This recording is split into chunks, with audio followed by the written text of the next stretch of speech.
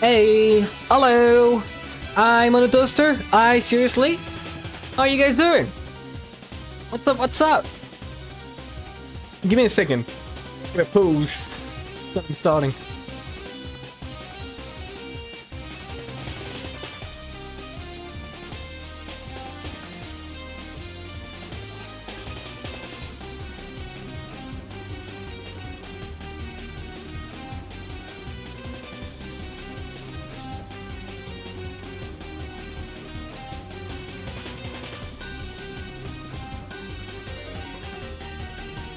Alright, here we go. Okay. Kuniuchi, what's up, Mina Slimes? True! Exactly! I agree. How are you doing, isn't it? I'm here to remind you. Remind me of what? Oh, fuck. I put on my contact lenses right before the stream, right? In a hurry. And now one of them is itching a little bit, so that's a problem. But we should be fine. Worst case scenario, I stop the stream, like, urgently. And we should just to like take a 5 to 10 minutes break, and we should be good. To just remove them and like put on my glasses instead. I love Yuyuko. Fair enough, but she's definitely not the best. I'm sorry. Back to Yumi. Back to Yumi indeed. All right, let's start. Umineko. Here we go. The game is booting up. Wait, no, that's Questions Arc. Oops. By the way, I think I almost got spoiled. I saw the sprite of a character because Umineko no Nakukora ni Churu has Steam cards that you can obtain, and it just displays them like in the middle of your Steam inventory. And it is fucking massive. And it was like a character I have never seen before, so thank you, Steam. Very appreciated. It's great, it's great. It was not Erika either, so... Steam L. Indeed. Indeed, clearly.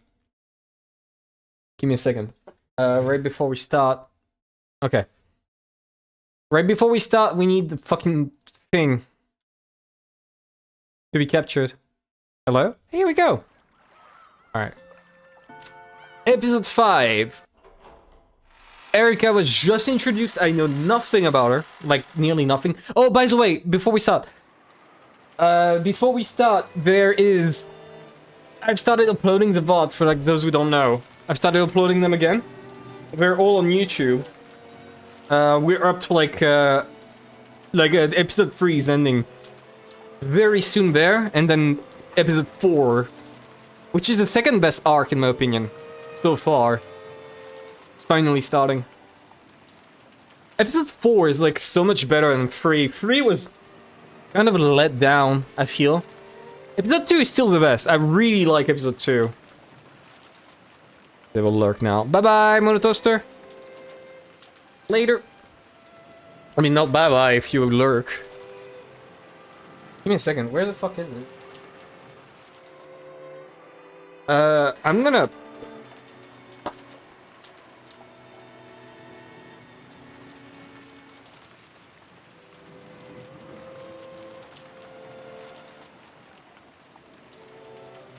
Right, so, I appreciate the contact lenses you just put in, right? I appreciate their existence. Contact lenses are about as close to Jesus as we can probably get in terms of optics, right?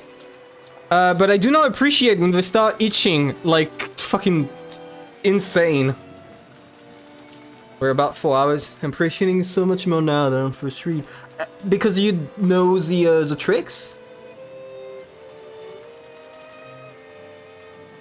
I'm guessing being able to like see a friend play it and like be able to see how he reacts. You get that second-hand experience again. It's interesting. I've never had that experience, right? I was playing Outer Wilds. I played Outer Wilds, and I tried watching a stream of it, and that was so not enjoyable. Okay, I don't get what people get out of it, but I know a lot of people say, oh, I'm an Outer Wilds fan. I really like, what's the word? I'm an Outer Wilds fan. I really like just watching other people play the game for the first time, right? And then I watch one of those streams and it's just like a guy struggling for like 30 hours on a puzzle. And doing it completely the wrong way, and it's infuriating. Get nothing out of it. Nothing. Okay, give me a second. I'm almost done removing them. That's why I'm stalling right now. I gotta remove them, otherwise I'm gonna die. Alright, here we go. Wait, Erica's allowed to sit at the dining table? Erica is the lowest one in rank. Why? I guess she's a VIP guest, right? That's what they said. But to the point of including her in the family dinner table? I guess they do let Ninja dine with them, right? Oh, that's why it was itching. There was a little debris in it. Oops. Alright. Here we go. Okay, starting. You should sit at the kiddie table. God, I gotta say, it was very fucking annoying when I was like growing up. Even when I was like 17, 18, they would still force me to eat with the fucking kids because I was like, my sister is like 10 years older than me. Therefore, I was much lower than anyone else. So every time there was like a wedding or something, I was relegated to the kid table, no matter what. And it pissed me off so bad. I still remember it. God. Being the lowest in age in your family is a fucking curse, I will say. Alright. I guess it was the lowest one in rank. In other words, it was at the inferior end of the table. Since Kinzo's seat at the high end of the table was empty. If you spun the whole thing around, it sort of looked like Erica was a host of this dinner. Symbolism 101. Surely that means nothing. I did want to say something that I thought of. I am incredibly more suspicious of Erica than I was when she was first introduced. The insane amount of red truths we've been given, which are right here, right? We get all those fucking red truths just to make sure we understand that she is not suspicious. And then, in story, they check her alibi multiple times. Like, at some points, you can't just, like, denying too much to be, somewhat, like, plausible, right? Like, if I tell you, oh, I'm not a murderer, sure, you're not a murderer, but if I repeatedly tell you, like, every 10 minutes, hey, I'm not a murderer, hey, don't forget, I'm not a murderer, I didn't kill anyone! Dude, I didn't kill anyone! No matter what you say, I just repeat that non-stop. At some point, you're gonna stop thinking that I did kill someone.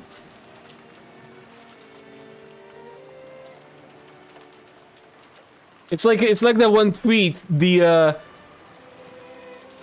I do not engage in my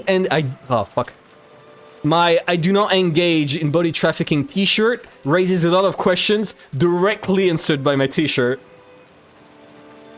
It's the same thing. It's the same fucking thing. Alright, let's continue. I am suspicious of her. I expect her to actually be the killer the entire time. There's no other way. It is interesting, though, that she was not present in the other games. At all. She does not exist in the worlds before this one, does she? When they say she does not exist, does that mean, like, she does not exist in the island? Or just straight up doesn't exist?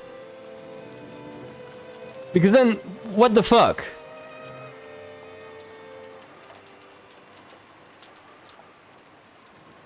That one, if this is not mistranslation, if this is genuine worlds, right? You can correct me if it's mistranslation and I'm reading too much into it. But that line makes me more suspicious here. Not existing in any worlds. I want to answer your question so much. Fair.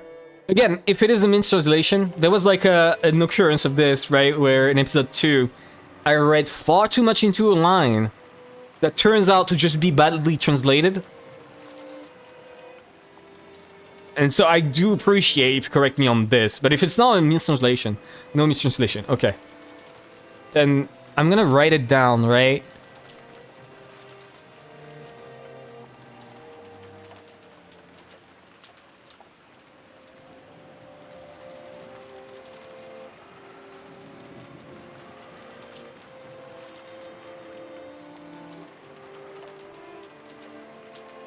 How much do the games differ? Because I do want to ask that question, because I thought the games differed by just changing the behavior of like a few participants, right? For example, in episode 2, I thought the only difference in what happened was Maria becoming like really into Halloween this time around. Because she never brought up Halloween in any other game except episode 2. I thought that was like the main difference, which changed everything. But if we straight up create new worlds with new people that never existed before, I mean, I guess if you change the behavior of two people who start fucking, right? That could work, but still, this is still weird. Alright. Well then, everyone, I would like to begin tonight's dinner, if I may. After Goda's announcement. Oops. Just realized. The dinner began with the applause that had become almost customary. It was finally the beginning of the dinner orchestra, conducted by Toshiro Goda. Except for Cross's household, sitting at such a majestic dinner table was no everyday thing for those people by any means. However, they were all used to this event and acted as though it was completely normal. Once again, if anyone was to be surprised, it should have been Erika. And yet, she showed no signs of amazement at this dinner and acted with composure, blending in with everyone else. There wasn't even a sliver of the fear one might expect from someone who had wandered here like a lost puppy. What an old child. She doesn't seem the least bit flustered by the Ushirmiya family's grandest dinner of the year. Kids these days have nerves of steel. Definitely not something I dislike. Do they say that in front of her, or are they whispering? Is Furudo-san used to meals such as this one? She seems to be quite composed. No kidding.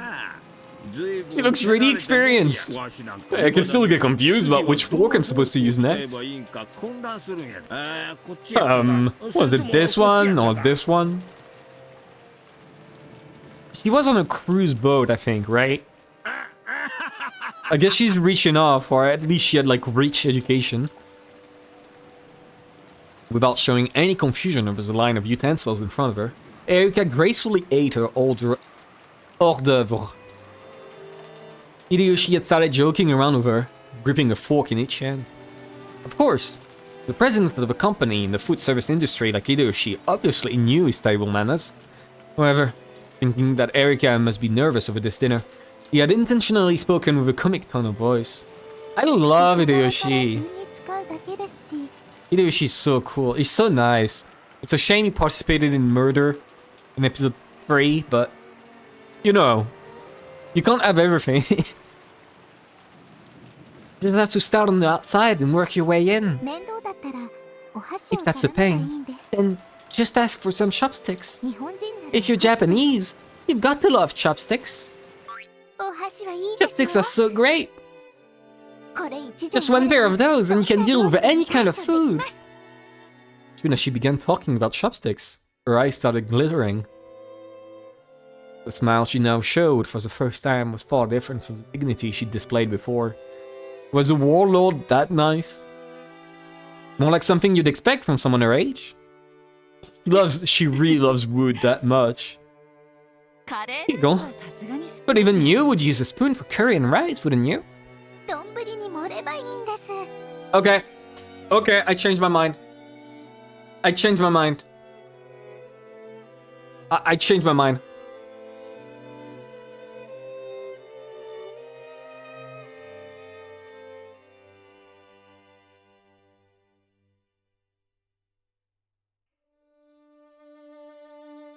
Alright, give me a second.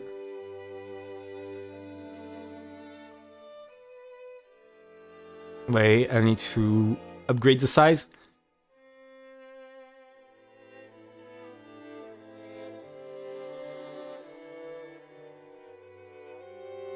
Here we go.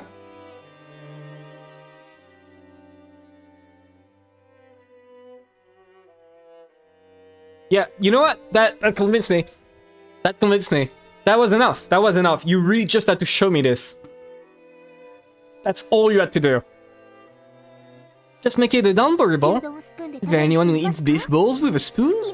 Of course not. It's Japanese. It's absolutely, positively, totally chopsticks. So, Koda-san, would you mind bringing me some chopsticks? I want to show everyone how a true Japanese person should eat, without any shame.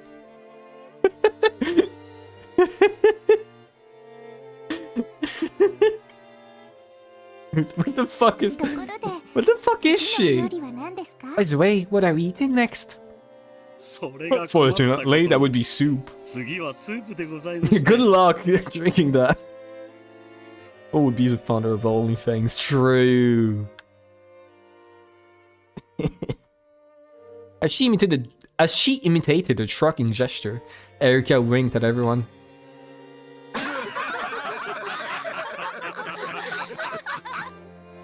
Everyone found the joke really funny, wow.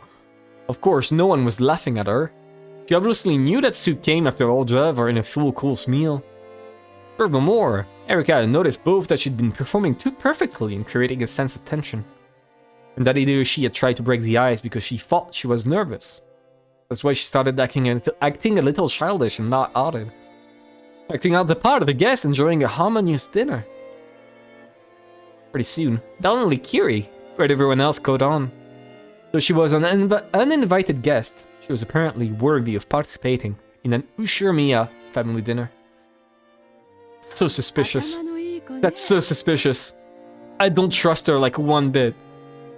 Not kid, did she really just come here by coincidence? Don't tell me you secretly called your illegitimate child to today's family conference, Nissan. Right, is she related to anyone?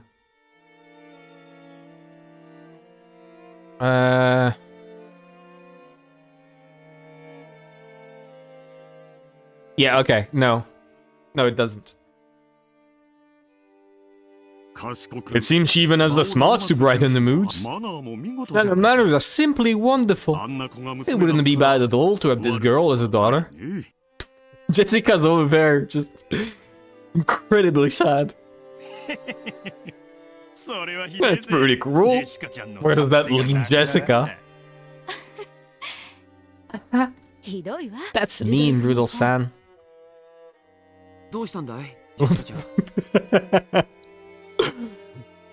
What's wrong, Jessica? Headache? I get the feeling my reputation's taking a dive. Well, if you're a daughter of the 8th family, you'd better not let her beat you. By using those table manners and dignity Natsumi's always training you with, and fight back. I wanna see table manners! Ooh!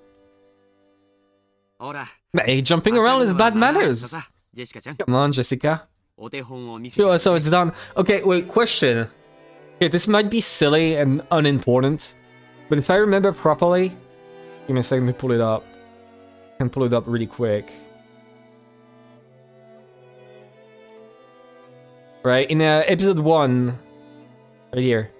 In episode 1, I made a shot right here, where essentially, like, grandfather was at the first seat, but he was absent. And then right here was Rosa's husband. I'm guessing they added Erika, right here and left his seat empty? I know this doesn't matter, but did they leave the seat empty for her husband again? When will Rosa's husband come into play at any point? I do wonder this, right? Because I know he's supposed to be like an absentee father and not exist at all. Oh, oops. Forgot to switch. Right here. Like right here, you can see. At what point will he become relevant at all? Is my question. And I assume, yeah, because it's empty, and because of the way that's arranged, and the fact that Erika is not here. Yeah, so Rosa's husband's seat is still here. Alright, that's what I was wondering. Okay.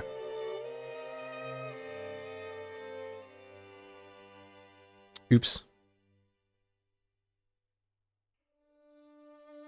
Okay.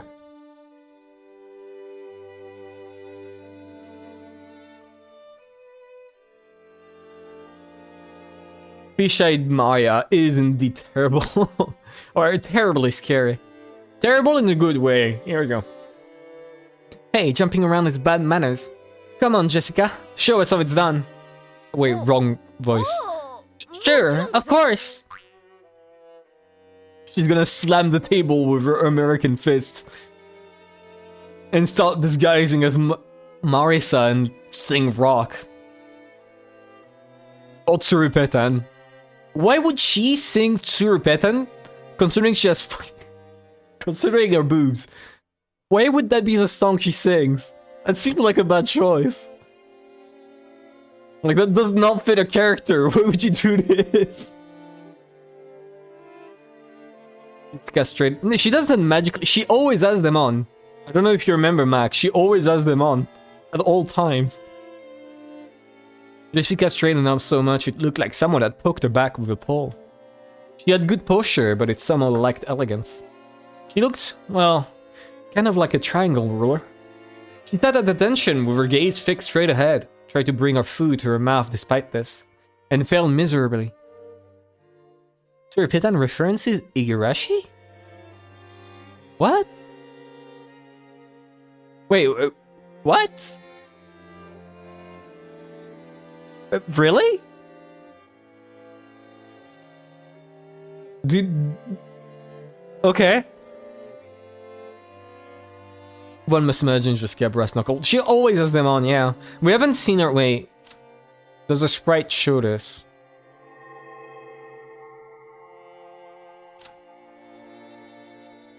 Yeah, no, she hides her brass knuckles with her sleeves.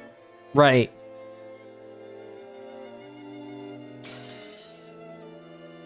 She sat at attention with her gaze fixed straight ahead, tried to bring her food to her mouth despite this, and failed miserably. Also, I do want to say it's a bit of a plot hole in episode 4 that during the fight, right before the end, she should have stopped, like fell on the ground and started coughing from the asthma, which would have cancelled Gap's plan completely. This is the canon ending.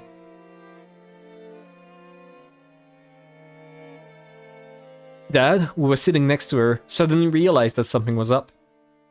What's wrong, Jessica? Stomachache? Jessica turned bright red. Ah, sorry, I can't help myself. We laughed our heads off. Jessica protested, still bright red. Natsui scolded us for being too improper. Well, no matter how much we tried to smooth it over, we are who we are. We couldn't pretend any longer. Well, that laugh really did help us to relax.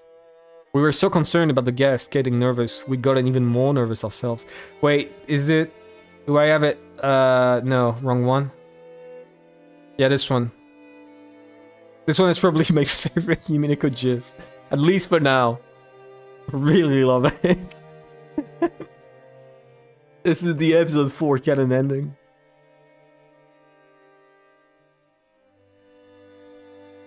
Our chatter from the center of this long table spread to both ends. And ultimately, the dinner went even more smoothly than usual. Sure, let me I'll send it. After the... just ping me about it and I'll send it. Okay.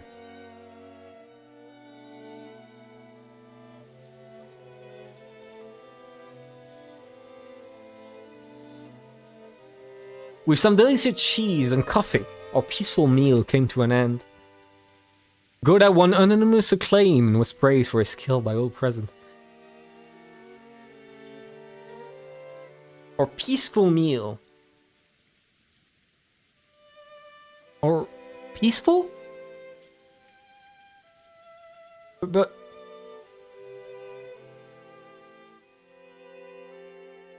What do you mean peaceful? What about the letter?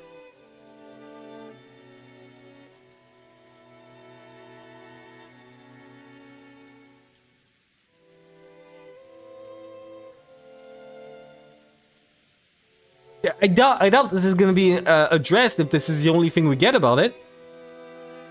This is the dinner. Normally, Rosa should have brought it up already. Huh. Perhaps had to have some compromises for bad. Yeah, but this is like a very major plot point. Every time. Every episode. The reveal that the game is on is always through Rosa and Maria, with Rosa reading out the letter. This is how it is with every episode. And this is like what kickstarts everything. So the fact that the meal was completely peaceful is very surprising. So is Rosa going to read out the letter during the parlor? Or is she just not gonna address it? Did Erika foil that because everyone was too busy and Rosa did not want to like break the tension in front of a guest? But no, she would have to because it has the seal of Kinzo, right? The letter has the seal of Kinzo. It's not like any letter. It has a seal that indicates it's an important letter. Which, by the way, I thought about this too, right? If Kinzo is dead in episode 1 to 4, where the fuck do they get the ring from? Is Kinzo in on it? And if Kinzo's in on it, oh, did he, like, why would he do this? Is he actually, like, participating? Is it blackmail? Or did a servant steal it? And, like, Kinzo could not declare that it was stolen, right? Because if he declared it was stolen, he would have to declare that Kinzo's dead. Right? So it's kind of like, that would be a form of blackmail. Hello, me curious what we're Uminekoing about today. Hi, welcome Alice. It's episode 5 so far. I'm wondering about that ring.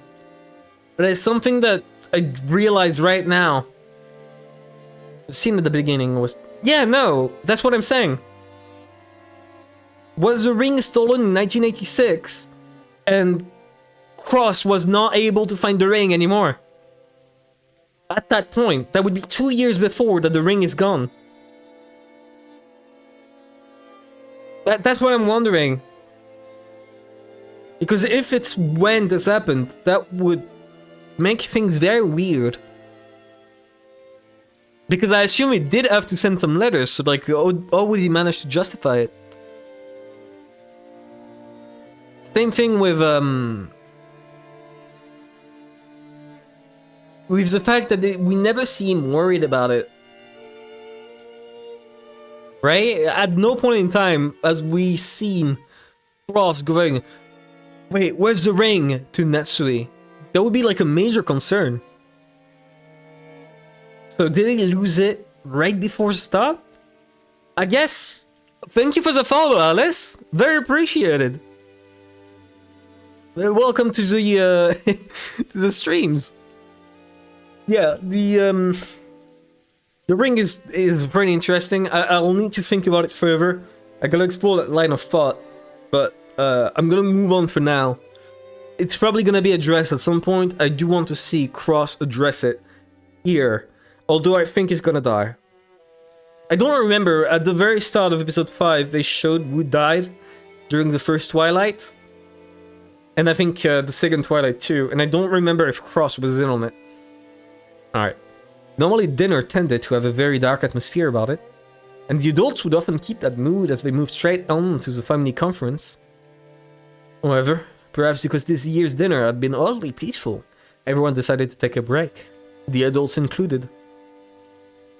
After eating, taking a bath, and relaxing while watching TV, I wonder if they'll gather again in the mansion with all this rain and resume that high-tension family conference of theirs.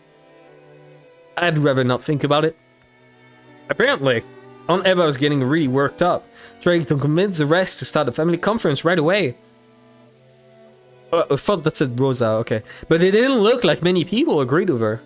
They would probably call it quits for the night. Since they had guest house duty, Goda and Kumasawa were chosen to guide us to the guest house. So it'd be tough for Goda. What about the parlor? What about discussing the inheritance? Even after making and cleaning up such an extravagant dinner, he also has the late night shift at the guest house. I heard that Kumasawa, old as she was, would be going to sleep soon. It seems she was assigned a spare room. Allow me to guide everyone to the guest house. Erika, the room has also been prepared for you. Thank you very much. Why not rest a bit? Are you sure you feel okay? That's right. I totally forgotten, but you nearly drawn and flooded here, didn't you, Erika? You'd probably be better off taking it easy and getting to bed early tonight. Yeah, I just realized the fact that she didn't exist in the previous worlds could just be that she also fell over the boat in the previous world, but instead of arriving on the beach, she just died out in the open water. Right? That could be it. I'm perfectly fine. On the contrary, I'm so nervous and excited that I doubt I could get any sleep. Oh, then let's play. Let's all play together. Let's play cards. I latched onto her, giggling. This lack of restraint, particularly to you, was very much like Maria. However, we really should be concerned for Erika's physical condition now. Maria, why don't you play cards with us? Erika is tired. I like cards too. Please let me join you after I've had a short break. Ooh, alright!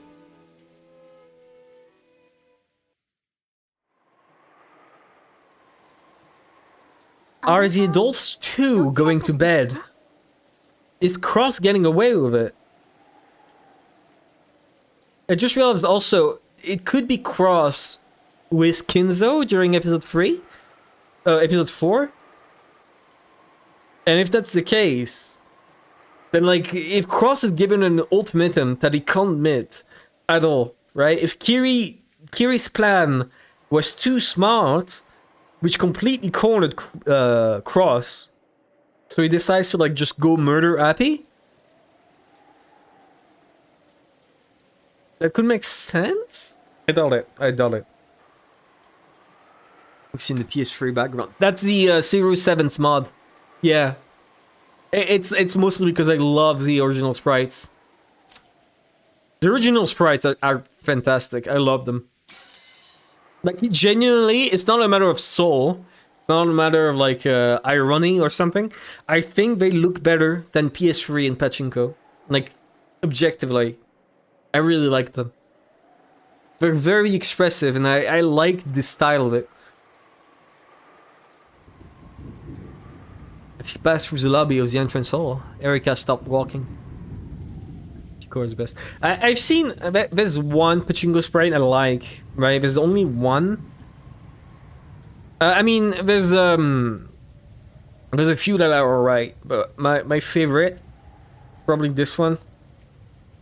Let me pull it up. It should be...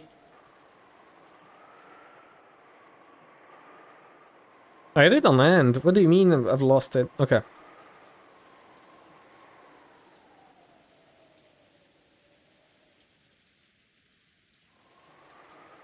Wait, really?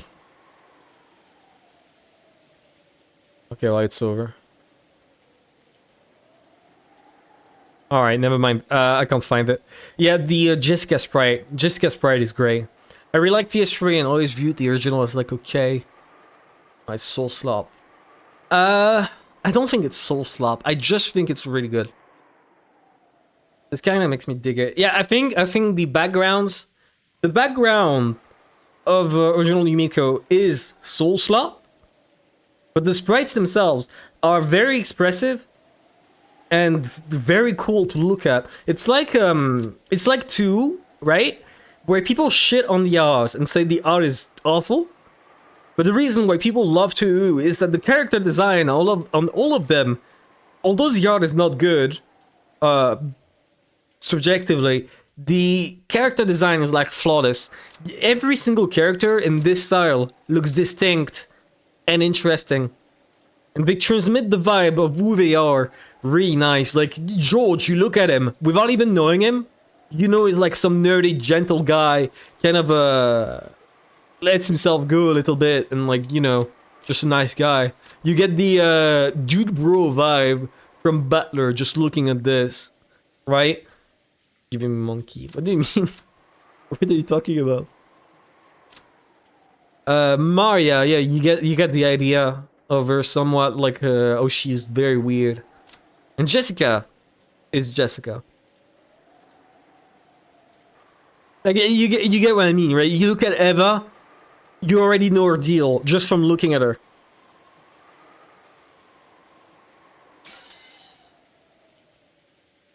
So like that's what I really like about the original sprites. They're very expressive and very indicative of who the character is. Then you look at the PS3 sprite for Battler, which, along with being extremely whitewashed for a Japanese guy being like completely whitewashed and losing his style entirely, it just looks like a average anime guy. It just looks like average anime guy. It completely lost his vibe, which sucks.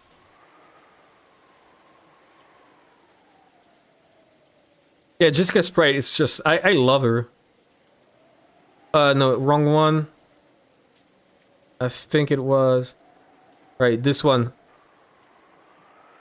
My second favorite GIF. This one's great. Alright. When we saw what she was looking at, the rest of us also stopped.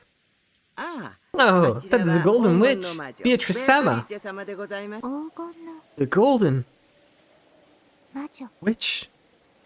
What are you doing, brats? Go on and head back to the guest house. Dad, Kiri, Eva, Hideyoshi, and Rosa all came over. The entire guest house party had gathered. However, Erika's gaze was captured by the portrait of the witch, and she simply stared at it for a while. So,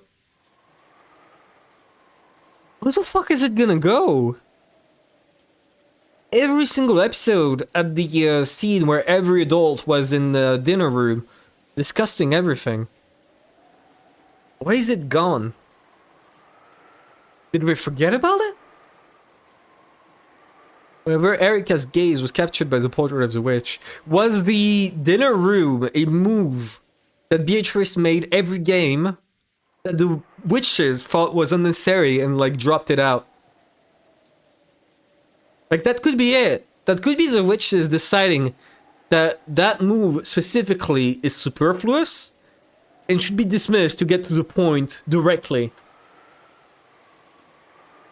I'm gonna add this, actually. I like that idea. It might be stupid, but I like it. Wait, where is it? Huh? Oh. Okay, for some reason it rearranged them. Here we go. Let me put it in.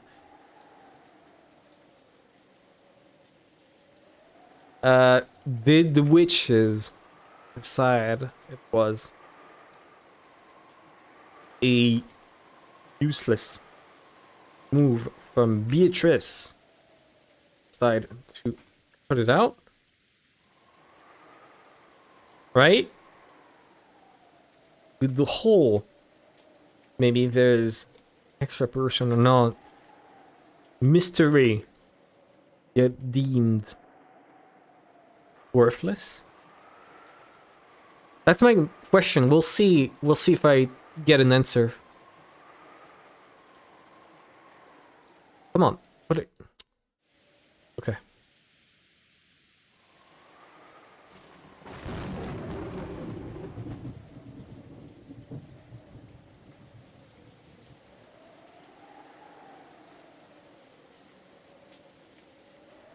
Terrifying flower, completely black. Yeah. Supposedly, that is a stash of hidden gold worth 20 billion yen. And this epitaph shows you where that gold's hidden. Completely new background. Perhaps it was too early for them all to disperse into their individual rooms, because the relatives who had returned to the guest house all gathered on the first floor, continuing their chat. The topic was the witch's epitaph, which Erika had taken an interest in. It really is a fascinating riddle. You stuck it out in a place where anyone could see it, challenging her intelligence. It's a shame the riddle is easy and everyone here must have solved it, right? Didn't everyone here realize the answer is umbrella, so you have to check the umbrella stand? Everyone's looking around. What? Huh? I love that kind of challenge. Wow! You seem surprisingly interested, Erika. You like solving riddles or something? Some challenges like this seem interesting. It seems pretty clear that Kinzo wants to use that epitaph to choose a successor. I'm not solving it. I really hate riddles like this, right? Wordplay? Japanese wordplay is already like near impossible because I'm not Japanese. But even if it's like possible. Alright, maybe Kamuji Sprite Trooper. Yeah, it's a good try. But like, I really like the Ange one. Because I also really like Ange. And I really hope she comes back. If Ange doesn't come back, I'm crying really loudly. God, why did Ange have to go? Shut up! I'm banning the use of hunger too. No mention of hunger. Otherwise, that's a permaban. That's it. Seems pretty clear that Kinzo wants to use that epitaph to choose a successor. And when she said that, the adult stopped moving and slowly turned to face Erika. What? Why? Do you think that? Eva spoke with a coaxing voice. I really like to imagine them all just like silently, slowly, like at 1 degree per second, turning around towards Erika and then dropping this. That would be fucking terrifying. This is a version of the Days Nuts. True! Nuts are also banned. They're food. Do not mention them. So you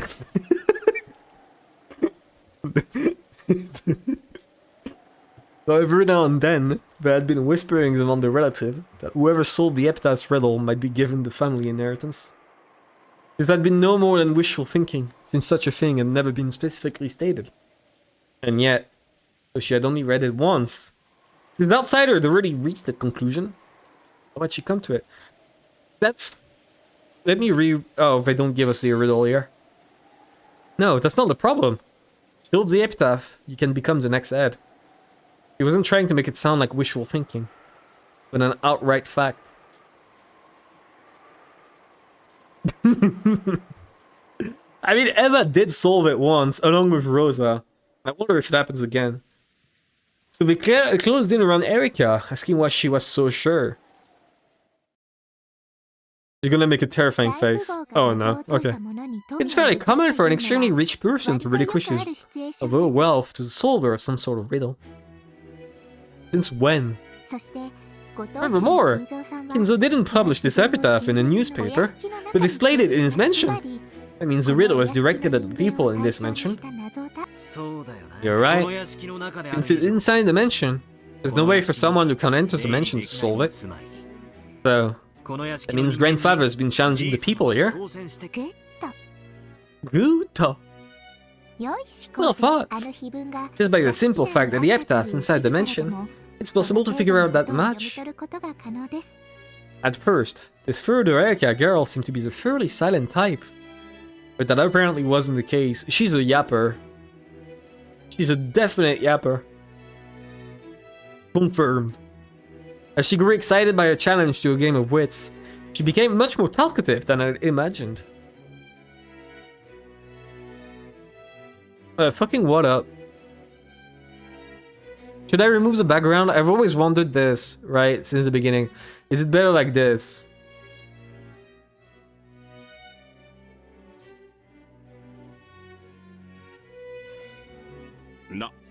I see. Well, it does make sense that an epitaph inside a mansion would be there. Oh yeah, it doesn't work. Yeah, I see it properly in OBS, but you're right, on the chat display it does not work. But yeah, I do want to know, for people watching, do you prefer without or with the background? Background is fine, okay. Leaving the background then. But can you really be sure that the one who solves it will be given the headship too? Didn't Kinzu like say it a billion times, even while alive? Background is good, got it. If the treasure gained by solving the riddle were something small, I wouldn't even have considered that. That's right. The hidden gold is worth 20 billion. You might consider that gold itself to be the wealth of the Ushiromiya family. Inheriting something like that would be almost the same as inheriting the Ushiromiya family itself. In other words, this riddle of the gold's hiding place buried within the epitaph is nothing less than a way of selecting the de facto successor of the Ushiromiya family.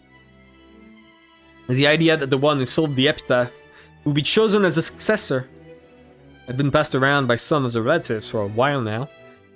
However, since it had never been specifically announced, it was nothing more than an optimistic dream.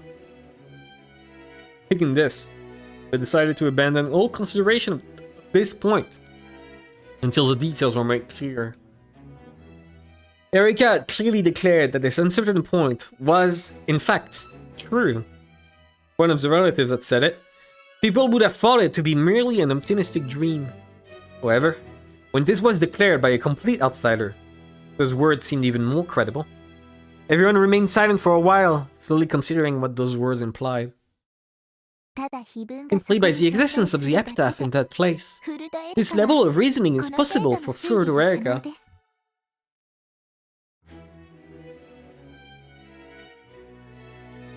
Okay, okay, my opinion is lowering. What do you think, everyone?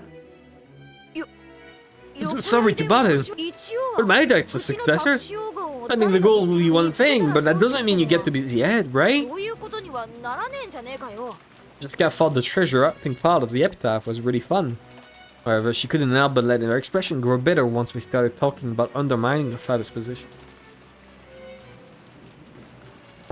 Finger gun gesture. No, I think she would waggle her finger or something. By using detective reasoning based upon my theory, seems likely that Kinzo doesn't want the successor, Cross, to inherit that position too smoothly. What is that? Becoming the head of the Ushiromiya family, with all of the vast wealth it entails, would mean gaining a great deal of influence in a political sense. So, under normal circumstances, the succession should be overseen rigorously, without letting any element of chance creep into the equation. That's right. It happens a lot in those stories about Sengoku, military commanders, that my husband loves. When there are multiple candidates for the successor, it usually results in an internal squabble. That's right. That's why it's important to clearly specify a successor, so you can avoid any trouble. Sometimes, there's even a purge of all the competing successors.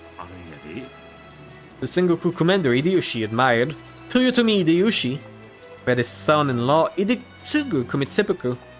But it was rumored that he might have done this to make Hideyori, who was his real son, born after Hidetsugu, his true heir. Yeah, no, they get along perfectly fine. Thank God. In other words, naming a successor was a way to make it generally known that a single, unique person would be acknowledged by everyone, and a way to remove any chance of another person becoming an opposite candidate. Good. That's exactly right. The only purpose for an epitaph like that would be to cast doubt and Cross' position as the successor. In other words, if Kinzo wanted Cross to become the head smoothly, he'd have no reason to go out of his way and display something so dangerous for all to see. That's right. If you spin the chess ball around... She said it! She said the thing! Oh, yeah, she said the thing! I'm pointing at the screen right now and like making an open mouth face. She said it. You certainly could say that. It would be odd if you ended over the position of the anomaly, but only ended over the 20 billion yen gold as a person who solves the riddle. Kinso would pass on the title of family head, but he would give up the 20 billion yen gold to the person who solved the Epitaph. You really couldn't call this passing on the headship in the truest sense.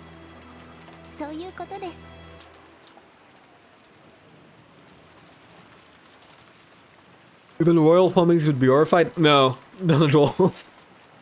Royal families, in like European times, were just so much worse than Ushiromiya family.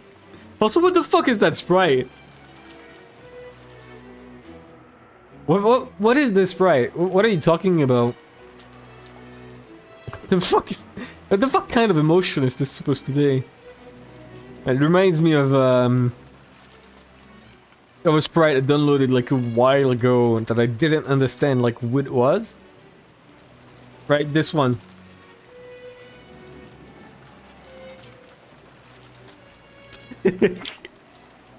I can't wait for her to make this emotion. I can't wait for this one. The shitter pants look. Shitter pants and greatly enjoyed it.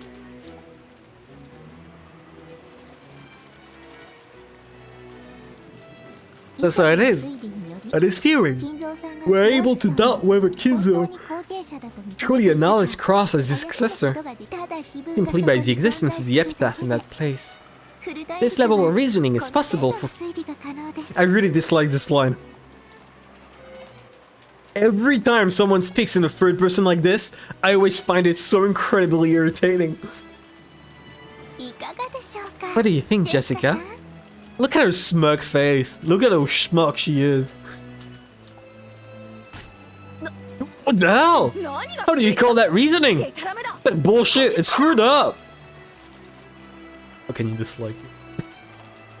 Yeah, no, it pisses me off. Jessica let her emotions lay bare and glared at Erika. Erika, on the other end, looked exceedingly calm with an expression that said, well, that's just the truth, right? I see. Looks like table manners aren't the only way this girl is fitting for the Ushiromiya family. She's also a massive bitch like everyone in this fucking room. Literally everyone here. She fits. She fits. You know what? You know what? She's the next Ushiromiya. Erika Ushiromiya.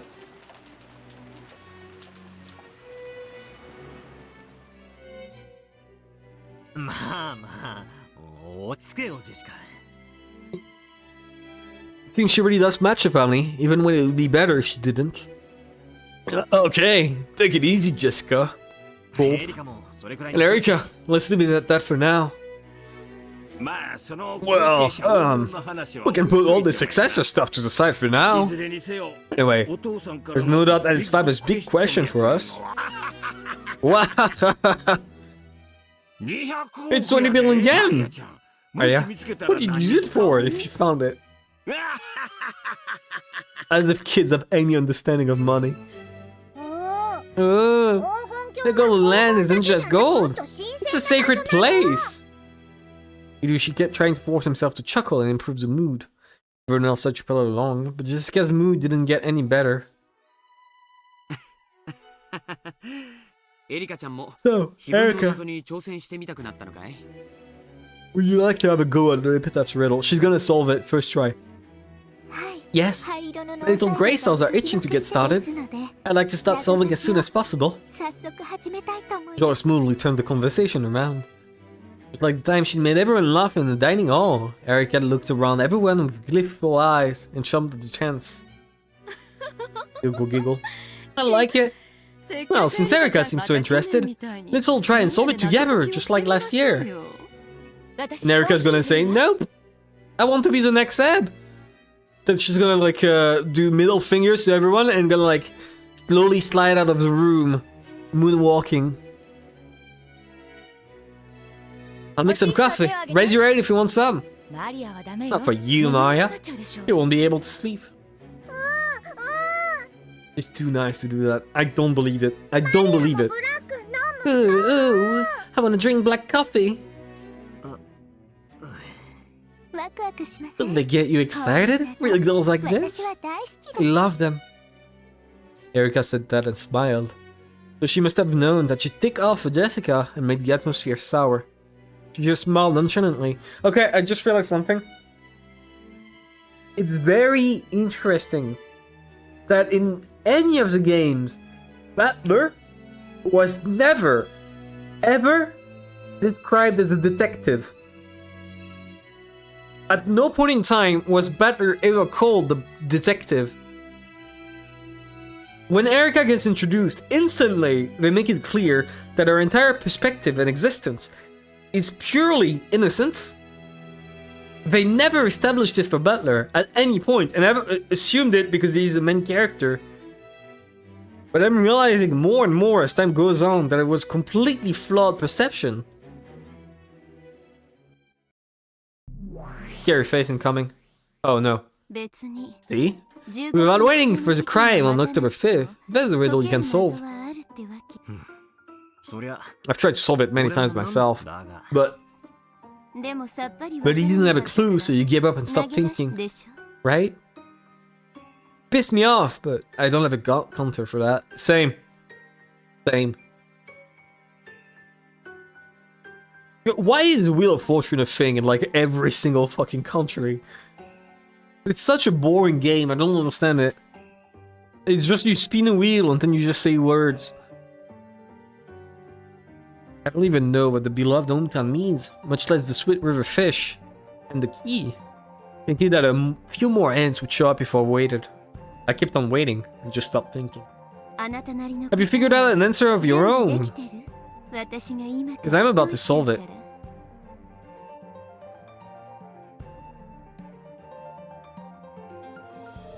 What? Fuck. Really? Now? In episode 5?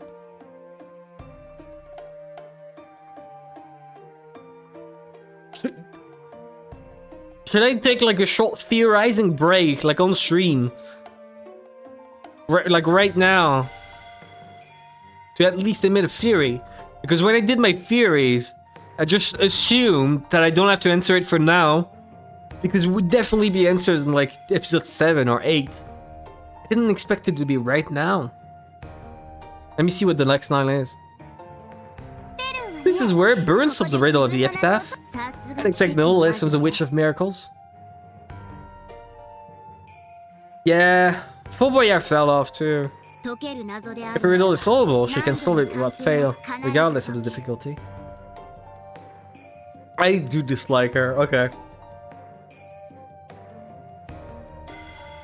I mean, she's gonna be the one telling her like everything going on. She's gonna be the Sherlock Holmes of this story. I don't like her smug face. How many years did it take to solve this one? That's rude. I only fished through a few hundred fragments. Oh, so she cheated. You really are terrifying. You aren't going to cheat by suddenly saying the answer in red or something like that, right? Don't worry. Just like you, I follow the rules as a player. Well, shall we begin? It's cramped here. Okay. I think it's important that, like, I finally get a answer down for the Epitaph. Give me a second. Keep reading. Okay. So I don't take a break to, like, try and give a basic answer. Because if she's gonna give an answer, I think it's important for me. Trust me. Okay. I'll trust you. Why don't we talk over the sea? Okay. Don't get queasy, Battler. What do you mean, the sea? I thought the whole world had turned pitch black, and the next moment, I was struck by a strange floating sensation. This must be what it feels like to suddenly have the floor drop from under you, sending you into a bottomless pit.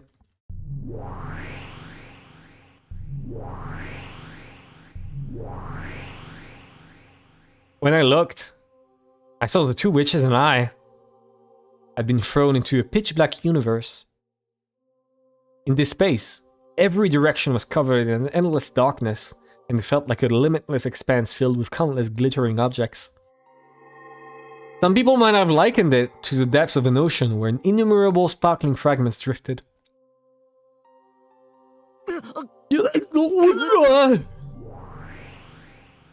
Didn't she tell you not to get queasy?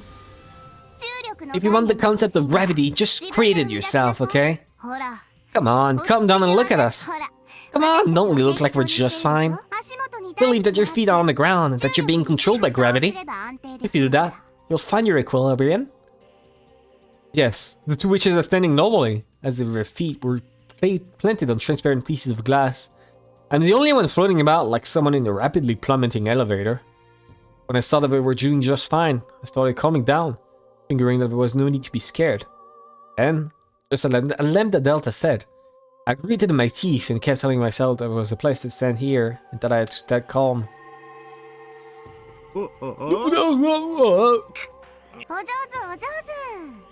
Very good, very good. What's your name? Assure me, a battler. Who else do I look like? Okay. You mustn't lose your will, emotions, or form. After all, this is the ocean. If you lose your purpose, you'll fall into the depths of eternity and become a scrap of ocean seaweed. I'm not gonna lie. If that was me, I would instantly fucking die. Like, this would be over. Right now, right there, I would die. This would be the end of Umineko if I was the main character. Be careful. I don't get what Lambda Delta is saying, but I should calm down for the time being. It wouldn't even be a matter of drowning. I have terrible thalassophobia, and just being told we're gonna dive into the ocean is like I'm gonna fall down like instantly and drown. I would not survive this. It seems that I regained the equilibrium the more I calm down. Gradually, that weird floating feeling, like I was falling forever, began to disappear. It still felt strange, like trying to stand up straight at the bottom of a deep pool, but it was much better than before.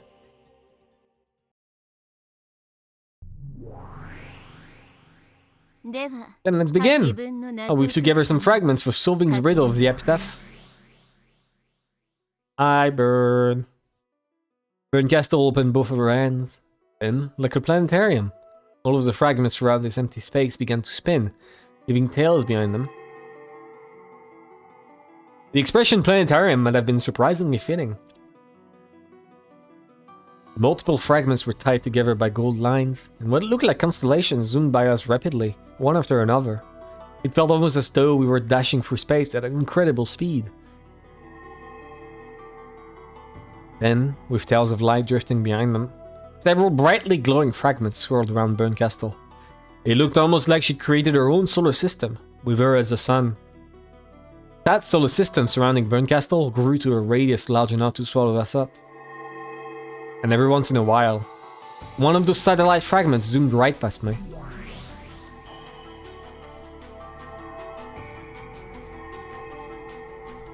Oh, that's right. Oh, fuck. Oh, shit. Wait. No, this is important. Give me a second. Oh, fuck. No, that thing. Wait. Okay, no, I gotta. Only read. But no, this is important. Give me a second. This is like primordial. I need to do this.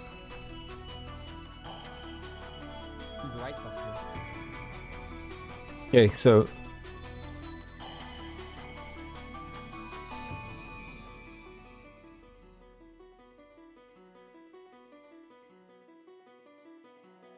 Give me a second.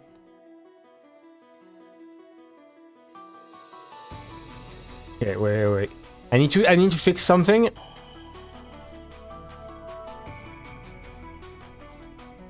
What do you mean? What's going on? Stupid shut fucking Twitch. What are you doing? Okay. Give me a second. I just want to point it out. Here we go. I just want to point it out because this one is very important. That's right here. This incredibly fucking cute. Incredibly cute. I love this. This is great. This is like one of the few PS3 CGs that I find like actually unironically cute. This is beautiful. I fucking love this one. I'm putting it somewhere. This is worth saving like 100 times over.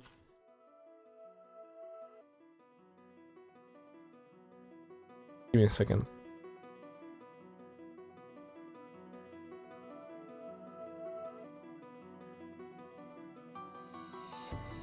Here we go. Okay, here we go. When those fragments passed by me, it felt as though some kind of memory welled up inside me. Oh, they're about to hit him. Hell yeah! Hell yeah, this is the best part of Umineko! So I sensed it. These fragments are probably like a crystallization of memories.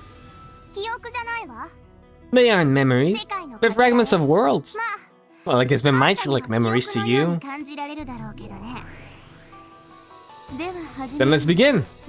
Let's start with this fragment.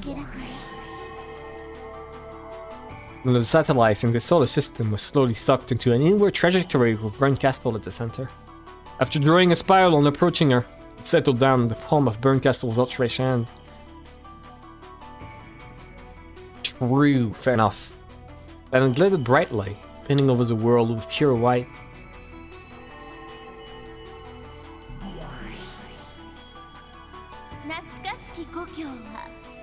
The beloved hometown definitely won't betray our expectations. Okay. This is when you make a save to come back to it later. Unless it's like directly solved. You guys told me to keep reading because I did want to like try and solve it before the answer was given to me. So I'm definitely gonna come back to it if I'm not given the solution already. The only pathfinder Aldir upon during his childhood years. I remember that. This is from the third game when Oneba was just about to solve the riddle of the Epitaph. Was thinking it over with this witch inside her or whatever. That's right. And from these thoughts, he made a way to the correct answer. In other words, this fragment shows a vital end for reaching the truth. It means that this theory is not mistaken.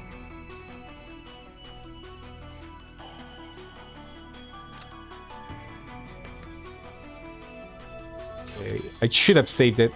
I should have saved it. Give me a second.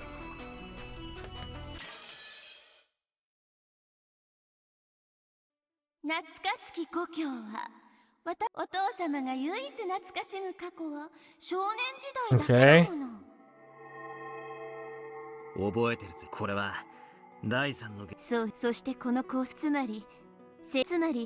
Okay.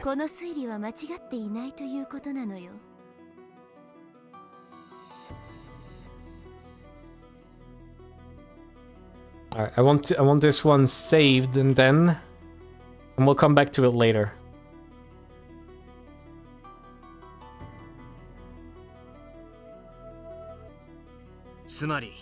So, you're saying we should assume this beloved hometown isn't a metaphor or anything like that? But the player's grandfather actually spent his youth? That's right. She is solving it. I said I wanted to solve it before they gave me the answer. Sniff, sniff. And at the very least, it isn't Odawara.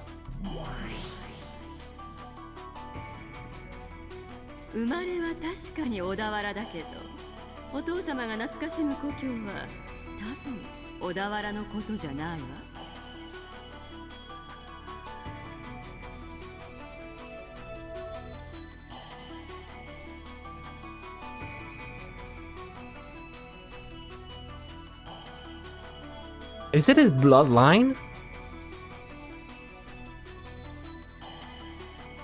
Like, running from my beloved hometown. Would that be Ushiromiya? How many letters there in Ushiromiya? 3, 6, 8, 10? Kinzo is 15. Kinzo Ushiromiya is 15. Like, his hometown is his own name. If it's something that, like, is past, what he holds dear, what he revealed in, would it be Kinzo Ushiromiya? And at least that would mean, like, what he cares about. Would it be his bloodline?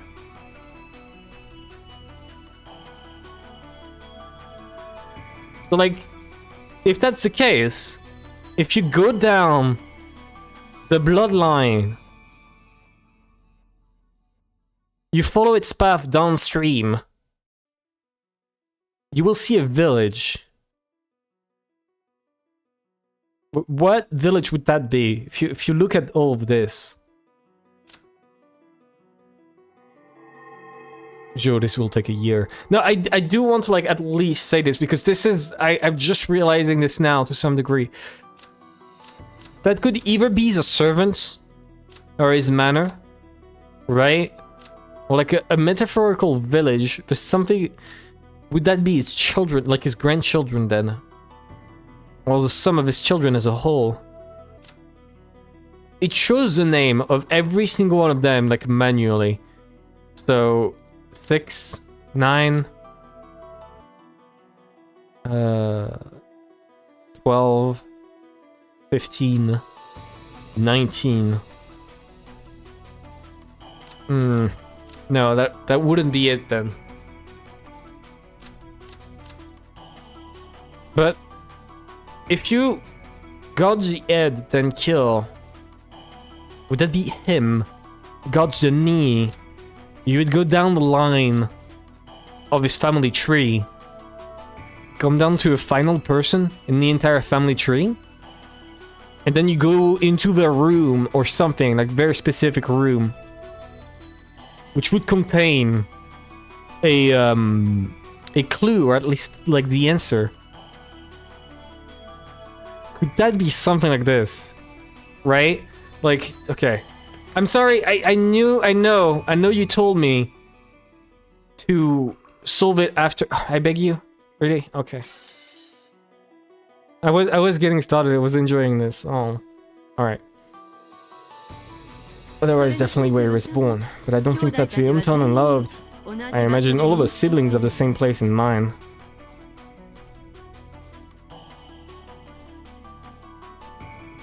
Okay.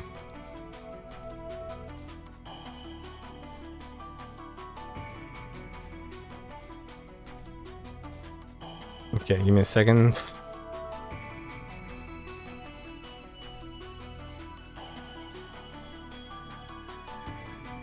Because Epitaph is shit. Okay. Got it. That's why?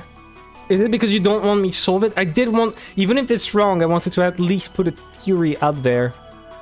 That's why. Like, if it's annoying for me to try and solve that one, then I won't. Yeah, fair enough. Alright. This probably isn't a Dovara. From what I've heard, you had a very fun time as a youth. That's right. Eva and her siblings said it wasn't Dovara. And not only that, looks like everyone guessed where grandfather's hometown was. Right. And annoyingly, the actual location is spoken in any of the fragments. Well, duh. If I told you that, there would be too many ends. You can have a chance at it, just go on. Okay. Okay. If it wasn't an odd riddle, there would be no point to it. Uh-oh, that's a hint too. Fair enough, okay. I'm guessing they're not gonna give the actual solution, then and a bunch of ends. If it doesn't give me the actual full-on solution, then in the Discord, I will try and formulate a theory to some degree outside of the stream. If they don't give me the solution. I really hope they don't. I really hope they don't. I don't mind instant, but... Where's this hometown of grandfathers? We can't even start if we don't know that. You mean you couldn't start, so you stopped thinking? You consider that to be a place where you could have lived. The number of possibilities is limited. Well, this is the toughest part. Yours a witch who could certainly solve any riddle that can be solved. That's the thing. Okay, I'm realizing this too. I want to point this one out too. Whatever it is, if Erika can solve it, despite not knowing anything about Kinzo. If Erika is able to tell, oh, it must be this that he's talking about, despite not knowing Kinzo, then this might mean that what he spent a lot of time in as his youth has nothing to do with like an actual physical location that that only members of the family could know. Or at least someone who studies his family, his history could know.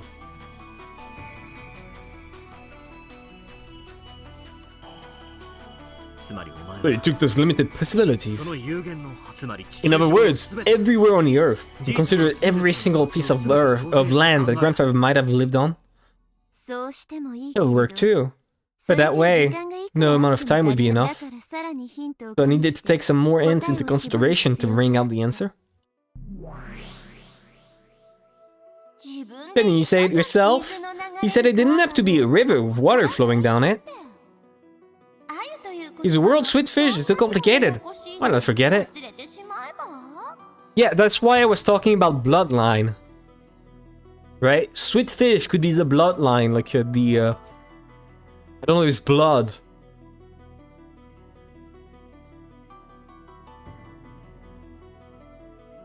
And in it would be his magic or something?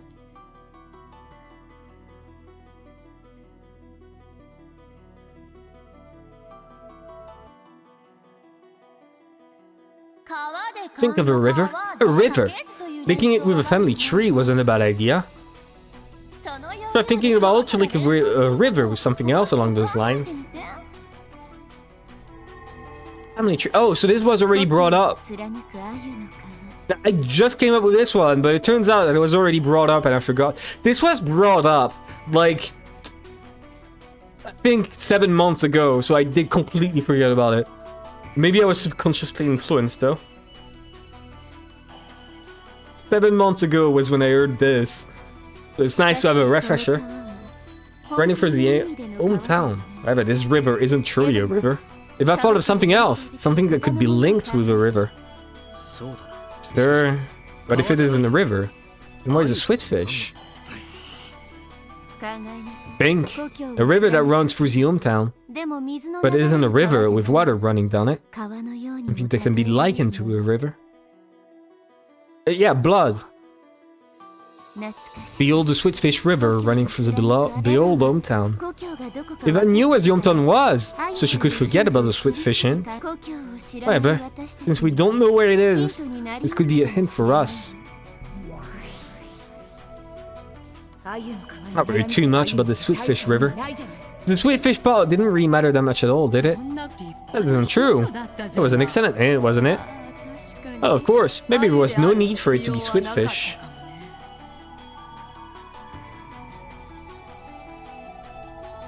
Oops. Well, shit. Fair enough. There we go. I really hope... Okay. Yeah, I guess I'm gonna remove all of this if it's completely useless. Sweetfish is useless, but good for us.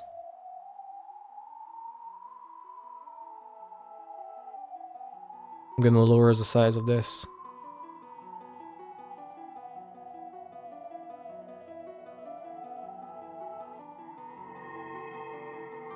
casually talking about it. They were trying to break the tension because they were like about to shoot at each other right there.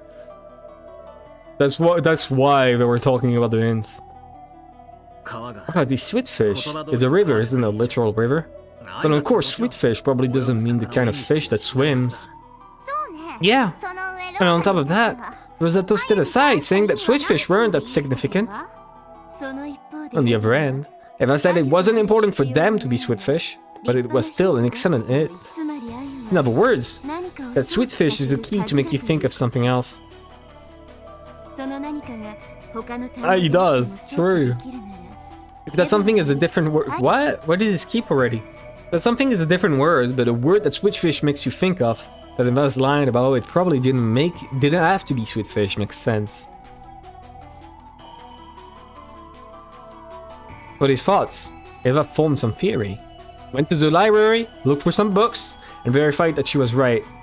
Oh, she went for books. Okay, well, never mind. I don't know how to read. I would never have been able to do that.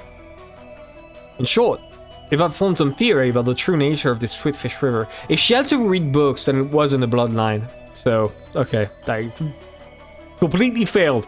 Completely failed. Then she opened a certain book to determine whether that theory was correct or not. In other words, this theory was something that could be verified through some kind of book. Also, after she figured out what the Sweetfish River was, figured out the rest of the riddle very quickly.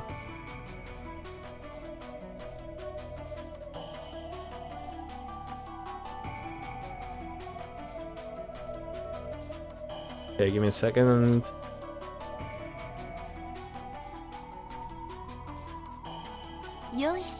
Good thinking. The epitaph continues on, saying as you travel down the river, you will see a village. At that point in time, Eva hadn't yet solved the 3 lines starting this one. What is this village? What does it mean? Do we find one if you go down the river? Aha! Right before my eyes, the pieces that I hadn't been able to understand at all began to snap into place, all by themselves. I couldn't even remember to close my open mouth. My throat grew completely dry. Is it really okay for this to be the answer? Really? Really? So, if we figure out what the Sweetfish River running through the hometown is, that leads us directly to understanding the as you travel down the river you will see a village stuff. Then we get the key to the Golden Land. Correct? And we know that because... what? Oh my god, why does it keep skipping randomly? Even Eva didn't know what the village meant until she checked the book. Damn it. Just what is this book? But this isn't 6 characters at all. Absolutely, this is sure, this is the answer. But this doesn't reach 6 characters at all. Please stop thinking again. In that case, think of a way you could read it with 6 characters. If you can't think of one, then research it.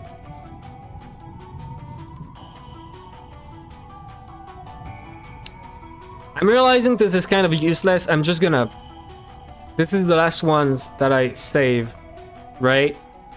And once this is done, I'm just... after this one, I'm just gonna... wait. Okay. After this one, I'm just gonna... here we go.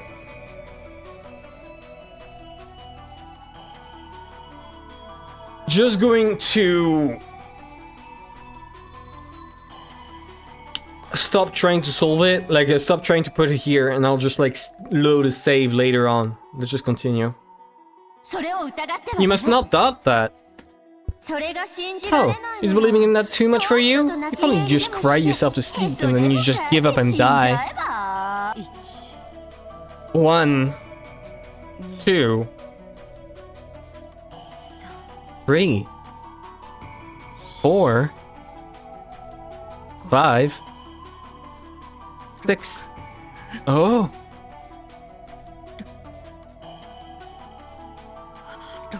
Characters.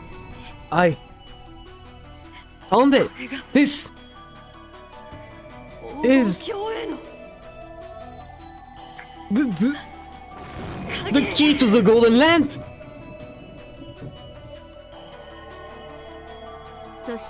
Then, Eva found the key to the golden land. Yeah, and this key was some kind of word, number, or string of characters. 6 characters long. It's 6 ones in a row. That's it! If we know the key's true identity as 6 characters, the meaning of the first Twilight changes drastically. On the first Twilight offers the 6 chosen by the key as sacrifices. 6 chosen by the key. 6 characters! In other words, it means to sacrifice the 6 characters chosen by the key on the first Twilight. This key indicates a certain group of 6 people. No, we should say it indicates a group of 6 things. It doesn't mean a literal command to offer sacrifices. For example, it could be an anagram. An anagram? Do you mean playing with letters? Yes, Kira had been thinking the same way. I'd been thinking that way ever since that moment. On the second Twilight, there are those who remain. Which means that, at the very least, that something has a limited number of characters. You could read it like it's telling you to continue with the remaining characters after the first 6 are removed. Stockholm Mirror Barrels? What is that? In other words, on the first Twilight, we take a list of characters that's longer than 6, kill the 6 that has a key, and then do something with the characters that remain. That's right. But like Kiri said, what should we kill the characters from? We don't know there's longer string of characters that we're supposed to be killing from.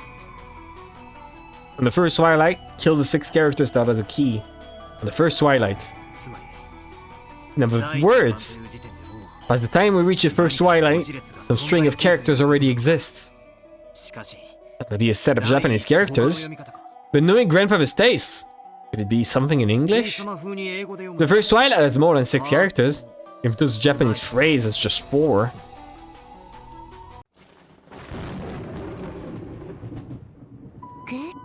Wait, what?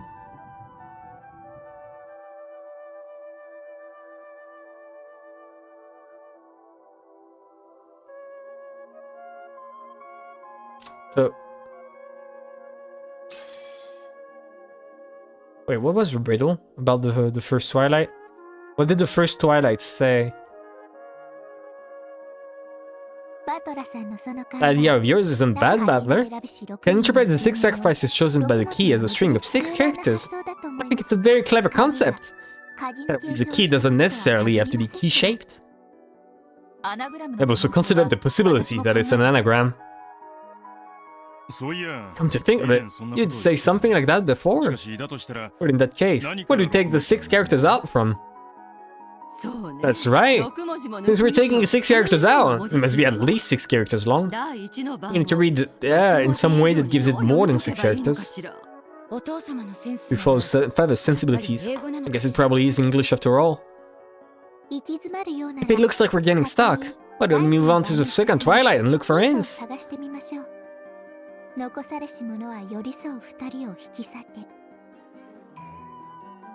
First Twilight.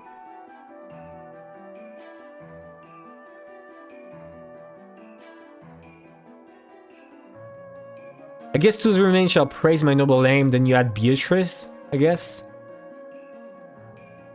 Okay. You can probably think of those remain as the remaining characters after the first 6 have been taken out. In that case, what does it mean by 2 characters that are close? I see. I get it. So that's what this is about. For example, let's take the following list of 9 characters. And let's say that the 6 characters offered as sacrifices are 1, 3, 6, 7, 8... 6, 7! It's 6, 7! 8 and 9. In this case, we raise the aforementioned 6 characters and get 2, 4, 5.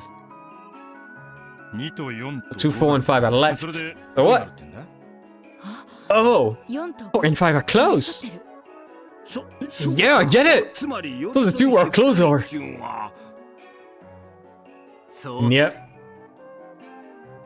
There's a gap between 2 and 4, but 4 and 5 are right next to each other. There's the 2 who are close. Good? Well done, Butler. We can't tell whether tear apart means to crush 4 and 5, or to put a gap between them. But I think that's a good observation.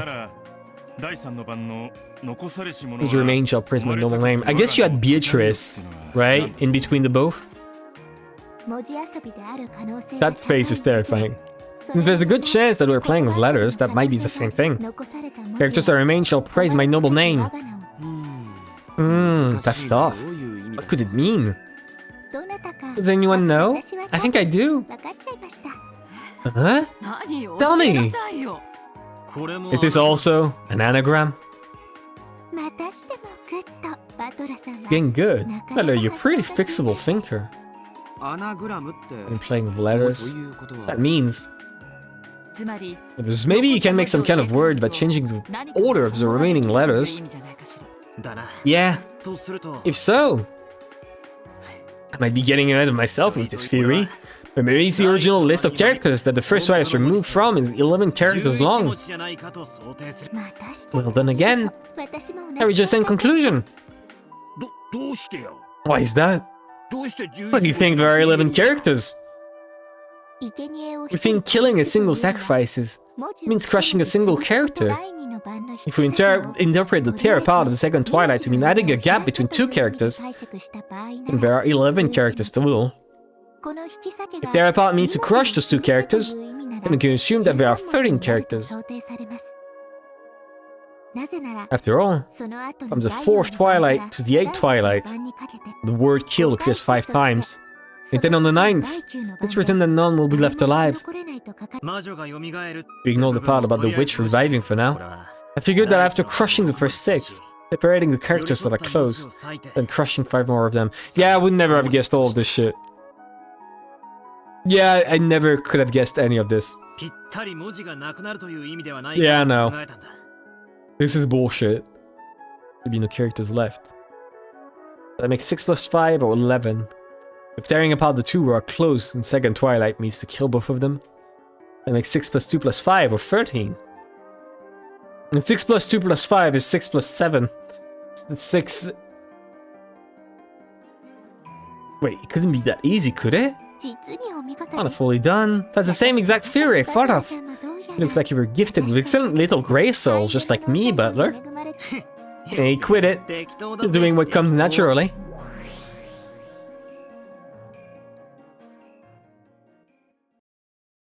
In the red truth. You are not incompetent, Butler. Hey, what the hell? The piece me is pretty damn smart. There's no room left for me to make theories. No, sorry about that. You earned around at this point, so I just control your piece for you. Isn't it nice and smart I made you look? Oh, fuck's sake, Erica. Wait, where is it? Yeah.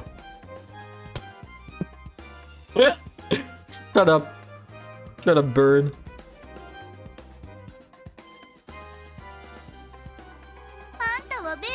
You look smiling when Burn's playing you. Why not step down as a player and concentrate on being a piece instead? I joined in on this game partway through, but after the first murders occurred on October 5th. That means the piece called me was controlled by the player at Burncastle. So I guess that means it's possible for Burncastle's reasoning to be announced through my mouth. The game I'm watching now is nothing more than a replay of a part that's already ended.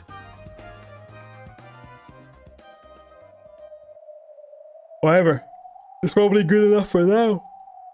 After all, this Burncastle Sava's going out of her way to solve the epitaph for me. I'll watch closely for now.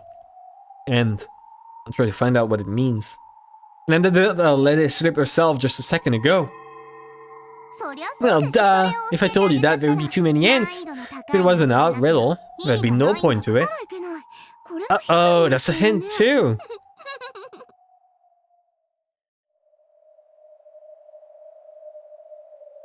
The sentence, a hard riddle, is 11 characters.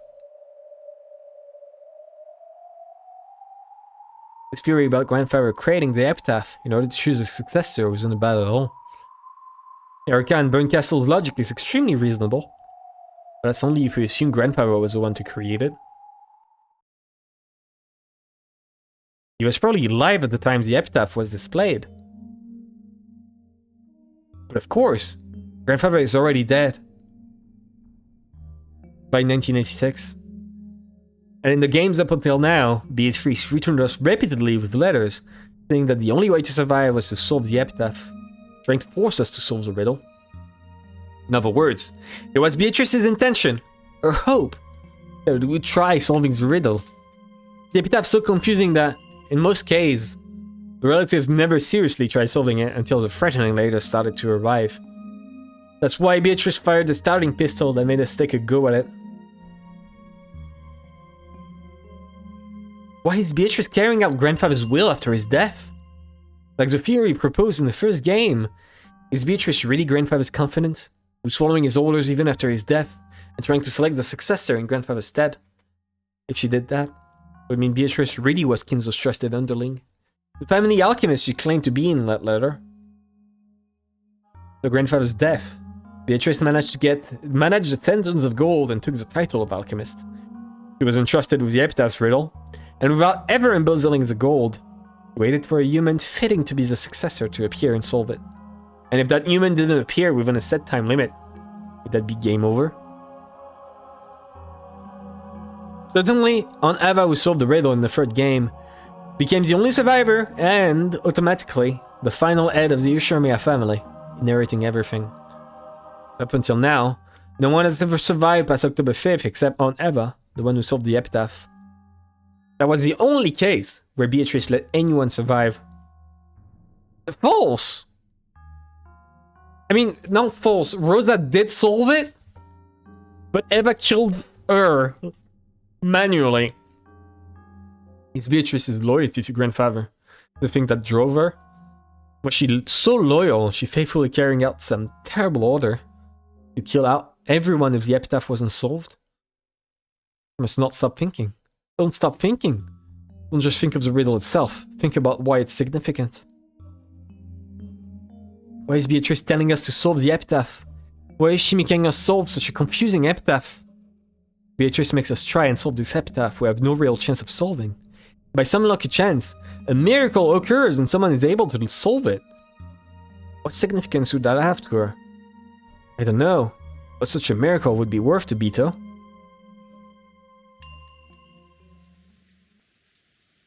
I'm not gonna lie. I feel so fucking lost.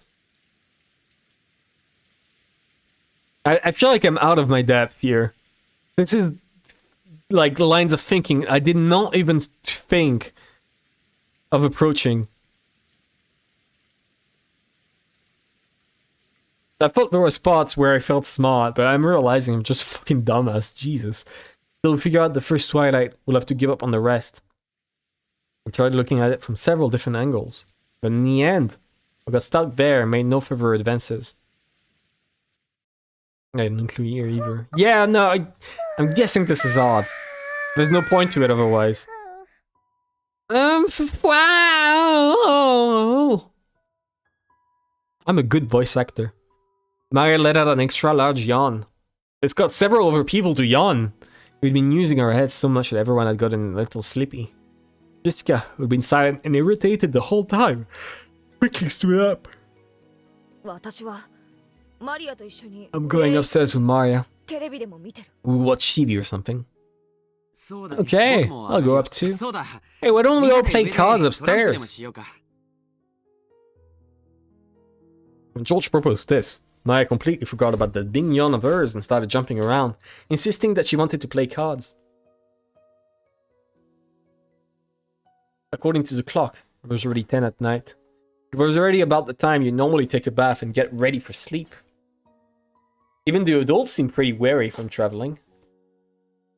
We decided to continue this later and went our separate ways. Will you play cards with us too, Erika? I appreciate the sentiment. I overstepped my bounds a little, forgetting that I'm a simple guest. I'd like to take it easy and rest for the night. Oh, so she lied earlier when she said she wanted. Got it, Erika. I know who you are now. You almost forgot I was recently in an accident. Seriously, you're in such experience, it's hard to believe you're almost drowned. Drowned. Giggle. That's youth for you. Still, I enjoyed it. I think we've taken a big step in our reasoning thanks to you. If I find the gold, I'll let you have about 1 million yen worth. Can't you at least offer the poor girl 100 million? No need to bother. I'm only interested in solving the riddle. Well then, if you'll excuse me. Good night. Yeah, night. Oh, you're going upstairs, Battler? I'm getting a bit interested. I'll think things through here just a bit longer. We can just figure out the list of characters that mark the first Twilight. I bet the road before me will come at once. Everyone went up to the second floor, one by one. Only Rosa remaining behind, cleaning up the coffee cup everyone had been drinking out of. Kiwi-san and some others had offered to help. But Rosa refused and was washing them all alone. Give me a second,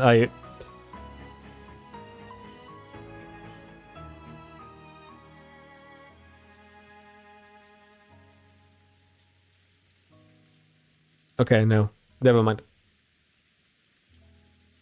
I decided to help too. I was just doing it because I felt obligated. I wanted to keep discussing the Epitaph with someone. The first Twilight. Rosa, have you thought of some list of characters or word? No, I don't have a clue. But instead of the first Twilight, it's the 10th Twilight that bugs me. The 10th Twilight? What about it?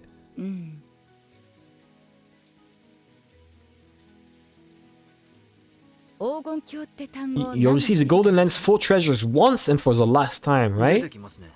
Yeah, it does. Well, I mentioned that you're reaching the Golden Land just once, and then say it's for the last time. It's almost as though it's repeating the same thing twice. Been wondering whether you had some reason for putting it like that. You're right. Like you said, there's got to be a more straightforward way of saying that. That line should have been a key part of the riddle, where you wouldn't expect the writer to waste words needlessly. Would it have been done for some special purpose? Still, you and the Erika girl are incredible. Your minds really are flexible. I'm already an old lady and my brain just doesn't work that fast. You already solved it, Rosa. That theory about the 6 chosen by the key signifying 6 characters to be removed was very impressive. After hearing that, I can't see it as being any other way. But before then, I didn't think of it was like that at all. I will say...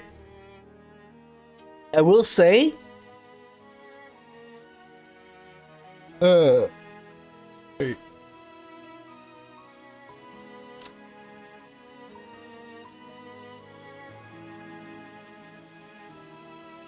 okay. Wait. No. If this was crafted while Kinzo was alive... No, wait. 1, 2, 3, 4, 5, 6, 7, 8, 9, 10, 11. So would that be the initials? K-E-R-R N-H-K-G-D-M, right? Would that be something like this? I don't know. Hearing that, I can't see it as being any other way. But before then, I didn't think it was like that at all. I'll think about it since they don't seem to be giving us the answer today. Off stream, I will start thinking about it. Feeling let down by my own dull mind. I need to pick me up. I need to pick me up because I'm starting to fall asleep. Unrelated to like the game being boring. I just don't have enough in me. So give me a second. I'm gonna eat a little something. And I'll be back. That should help. No, it's not. If I was hating it, it would be like Umineko episode 3. I would be fucking like destroyed mentally. I would be bored as hell. Umineko, no, it wasn't bored, it was frustrated. Umineko episode 3 got me frustrated, not bored. Plus Evertress annoyed the shit out of me. God, Evertress sucks. Alright, BRB. Literally hates it. Thinks it's the worst thing ever.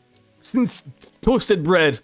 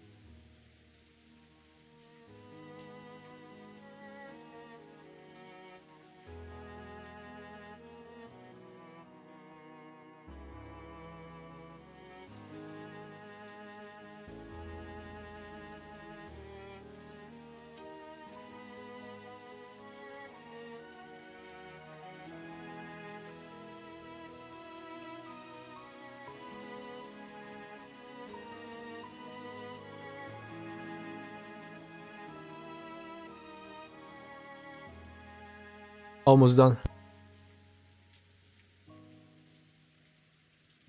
I bought some bars of like cereals that are advertised as like chocolate milk flavor.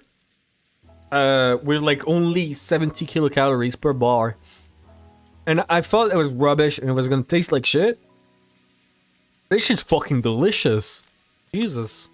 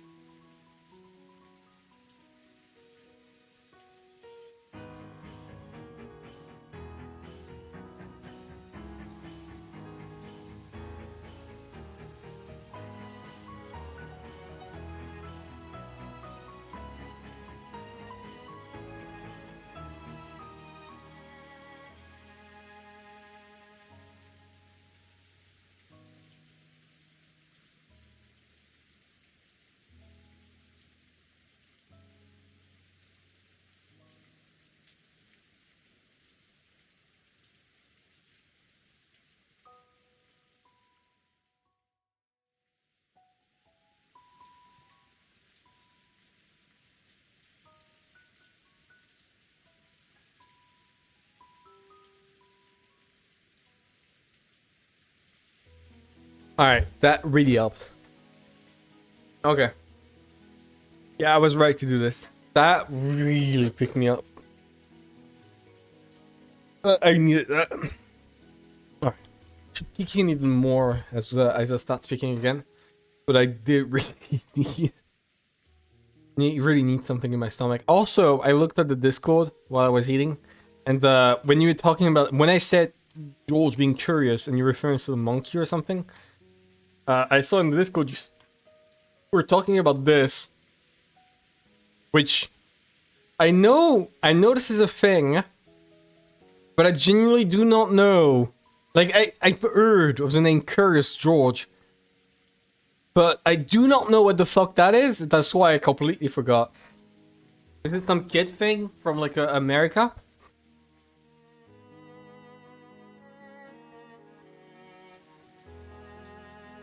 You got a flexible mind yourself on Rosa.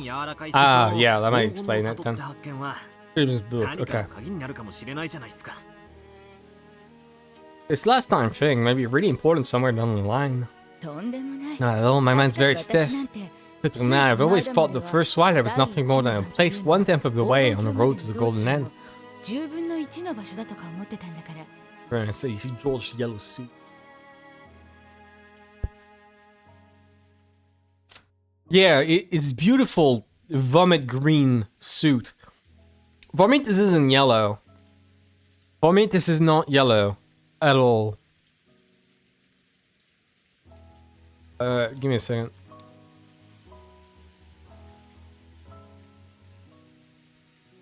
Color name finder. Paint. Let me see. X.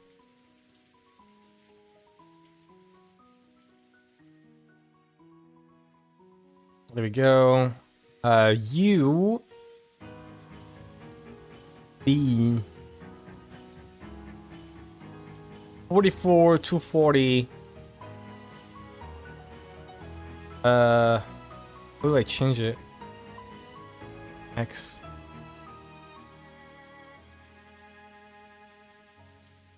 What? What do you mean?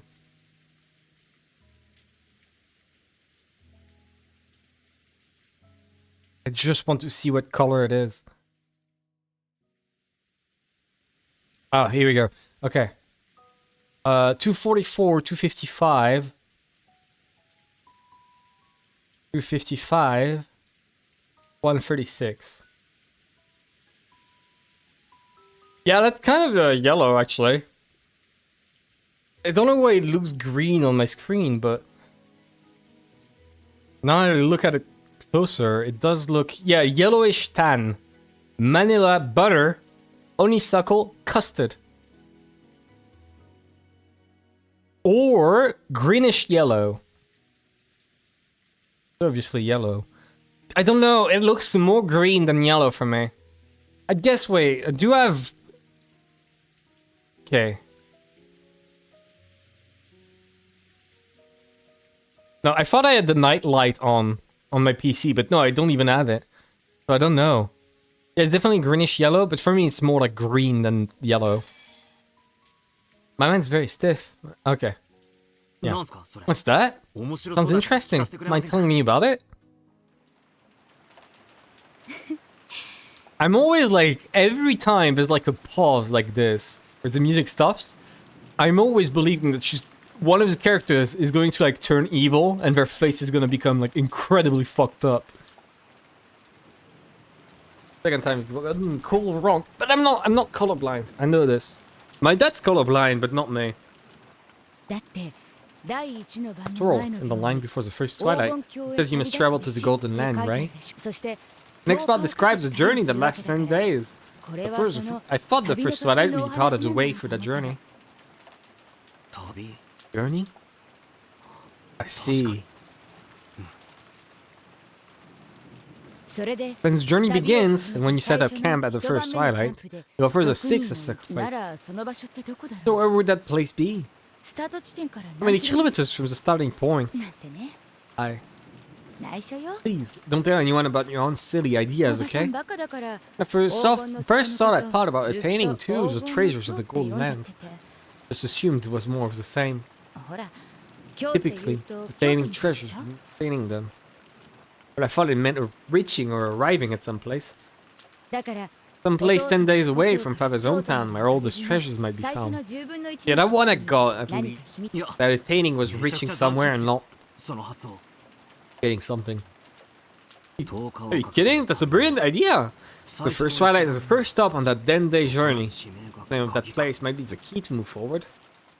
I taken it here to work. You'd have to know both the start point and the end point. And there's a start point. I know the hometown Father loves. The place Father spent his time when he was a boy really is far away. But the problem is the goal. The Golden Land. What does that really mean? If we don't know that, my theory gets us nowhere. I've been stuck at this spot for a long time, but after listening to your reasoning today, I've realized what an embarrassing mistake I've been making. No! I think that's still an interesting idea. Start and a goal. The 10-day journey. The place reached at the very first twilight.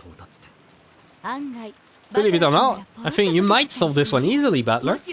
You just solve it with your own synth. Share some with me. Even 5% would be great. It's a promise. Despite being my haunt, gave me a smile and a wink. We should have made it a man's art jump. Please don't fall in love with your haunt. Please, my hashtag problematic king. Please don't fall in love with your haunt. Please. Let's not go that way. Battler, I beg you. I beg you. As I helped her wash the coffee cups, I kept pondering the epitaph's riddle in silence. Yeah. Right. No, you're right.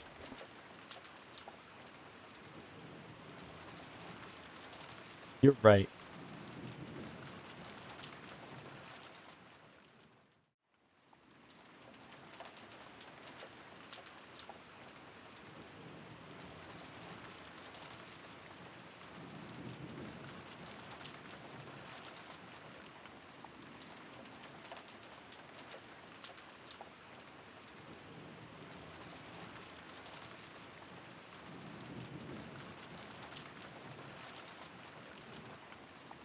Need to put it a bit. Here we go.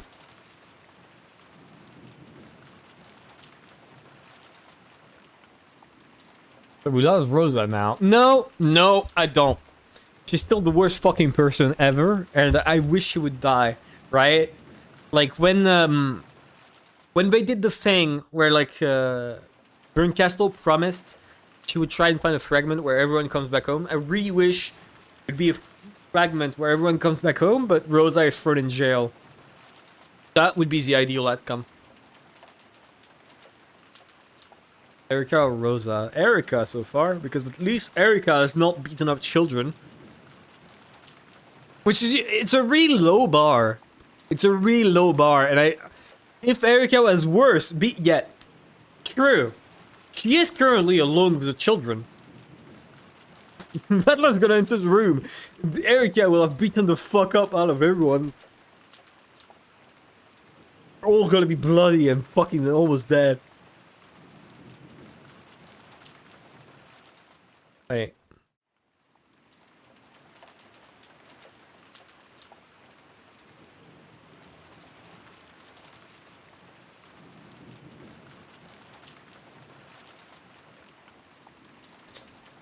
I'm realizing something that's extremely important.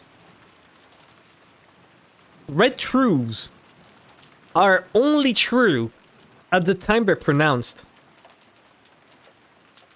Literally nothing happened. When she said Furdo Erika is not the culprit, literally nothing happened.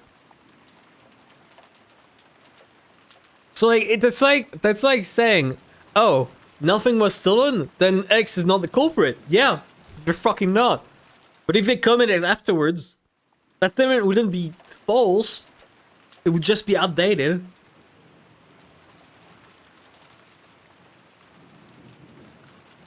Because it was true in the past. So who knows? I still have my suspicions about her. A real theory. This is real. Like, I'm genuinely saying that it's the same thing as like Beatrice saying Battler is incompetent. It was true at the time she said it, but it's at the time she said it. This status quo that Bernkastel established could change, and there's no reason why it wouldn't change. Still the detective. She could not be anymore. You could get, like, I know that's not the case, but you could get fired from your job. It's not a job. That's not how it works, but maybe figuratively something happens that makes her not the detective anymore. Right? For example, if she fucks up completely and is wrong about something, right?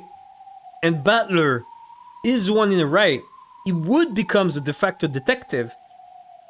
And she would lose her position as the detective. Right? Like, figuratively. Metaphorically. I know it's somewhat far-fetched, but I do not think that decisively... Yeah, if that's how it works. If that's how it works. If. And I do want to, like, not take it at face value. I don't like taking things at face value, even if that leads to incredibly stupid theories. But I don't want to, like, believe anything that I'm being told outright. As I said, my theory about Erika is that she's gonna find a culprit, like a potential culprit, blame everything on her, but not the culprit, right? Like, oh yeah, everything points to her, so it's her, and boom, case solved. But it turns out it's actually someone else, and they made Natsui take the blame. Right? Anyways, so I finished helping Rosa. I passed through the corridor on my way to the bathroom. And so Erika unlocking the door to her room on my path. I thought your room was on the second floor. Figured you'd gone upstairs and had fallen asleep by now. I was just searching for something. I thought it might be here. Searching for something. Erika unlocked the door and opened it. Dusty smell drifted out. It was a library. For a library, the gaps between the bookshelves were extremely small. The answer is not in the guest house, because Eva rushed out. This was obviously built for storing books, not reading them. So it's a book you're searching for. Not necessarily a book, but cereals, I guess. There's something I've just got to look up. You're looking for something to do with the Epitaph riddle? Pretty impressive that you haven't given up yet. Is the 20 billion yen that enticing? I hadn't given up either. Apparently, being stubborn is something we both share. Of course not! I'm only interested in solving puzzles. A search for the gold only to prove my reasoning correct. Even if I found it, I wouldn't pocket it for myself, so I have no fears on that score. She immediately cast my comments aside, saying that she just liked solving riddles and had no interest at all in the gold. I thought she was pretty weird from the start, and it looks like that impression was spot on. Erika slowly circled the bookshelves, searching for the book she was after. I'm also trying to solve the Epitaph right now. Oh yeah, just a second ago. I had something interesting for Rosa, which might give us a hint about the first Twilight. Let me hear it. Erika asked this without stopping her search, or even turning to face me. The line before the first Twilight says that the one who obtains the key must do so and so. The one who obtains the key must then travel to the Golden Land in accordance with these rules. Oh! You've already got it memorized. Guess I shouldn't be surprised. And what about that? Yeah, you've got to travel to the Golden Land, right? Apparently. This made Rosa think about the 10th Twilight. In other words, going on a 10-day journey from the beloved homeland to the Golden Land. Actually, I'd already noticed that myself. You start from the place reached on the first day of the 10-day journey. That's where you take the sacrifices. Yeah, that's what all Rosa thought of too. Thinks the theory is pretty intriguing. We're looking for the place you reach on the first day of a 10-day journey. A bit of land, or else the name of that region might be a key. I also guess that the place's name might be a key. That's why I'm looking for materials. I want to turn my guess into certainty. What are you looking for? And Erika suddenly stopped. Slowly pulled it out. As she dusted it off, she finally looked at me and spoke. Here's the solution. An atlas!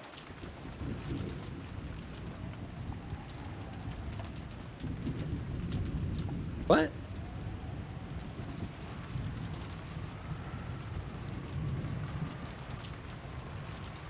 That's... So it is a map. But... Huh? Okay, I looked it up just to be sure, and it is a map. It is a book of maps or charts.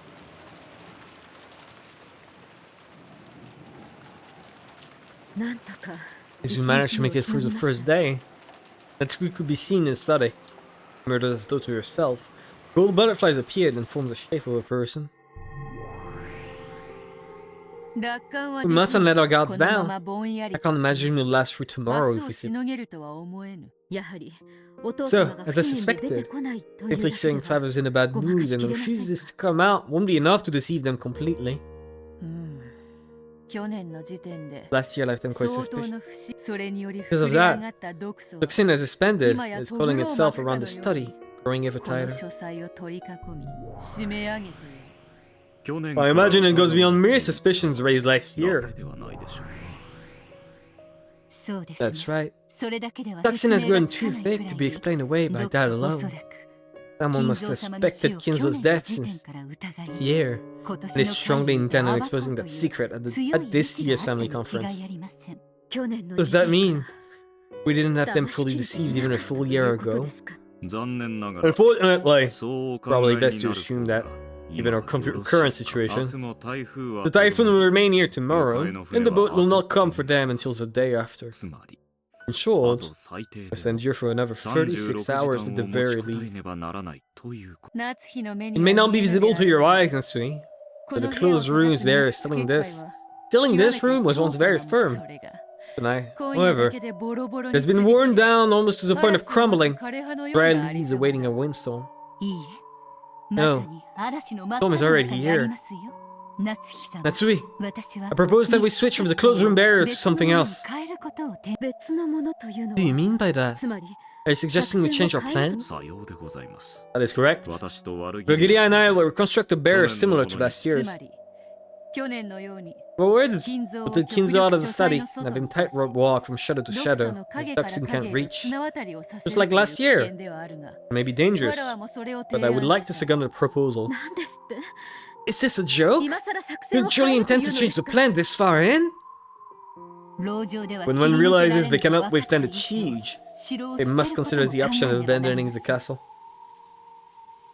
Right now, this room is like a castle surrounded by troops, walls about to crumble. If staying put means certain death, and you also have the option of riding out for one last stand and an unhonorable defeat. After all, surrender doesn't seem to be an option in this. I'll protect Father's secret until the very end! If it's discovered, we'll have no chance to talk away out of it! My husband's embezzlement will be exposed to the light of day! As you assure me, a family's honor will be destroyed! We must remain firm and prevent that no matter what may happen! Calm down. I understand you. Cross's alchemy will soon yield great results. Can just make it through this year. We'll manage. So don't get flustered. But we used this strategy precisely because we wouldn't be able to pull off the same trick as last year, right? Isn't it the height of stupidity to return to a plan you previously abandoned because it was impossible? Just what sort of plan could we hope to make at this point? Ronove and I will prepare one. Leave it to us. For creating illusions is what witches do. All you have to do is give us your permission. Teacher and Ronove are quite reliable at times such as the servants as a one-winged eagle, and top-notch furniture. Well, Teacher and Ronove rebuild the magic we need. I imagine the servants will work hard to protect it. It still isn't too late. Let's take Kinzo out of the study and make that illusion walk around. Did you forget we chose a current strategy because we considered plans like that? Couldn't find anything that would work. It would be the height of foolishness to get flustered in an emergency and carelessly throw away a primary plan. But Natsui, as you stand there amidst the toxin, you must realize better than anyone else that you will no longer be able to outlast this siege. I propose that we try and think of another plan, without changing our objective of holding the fort. Events.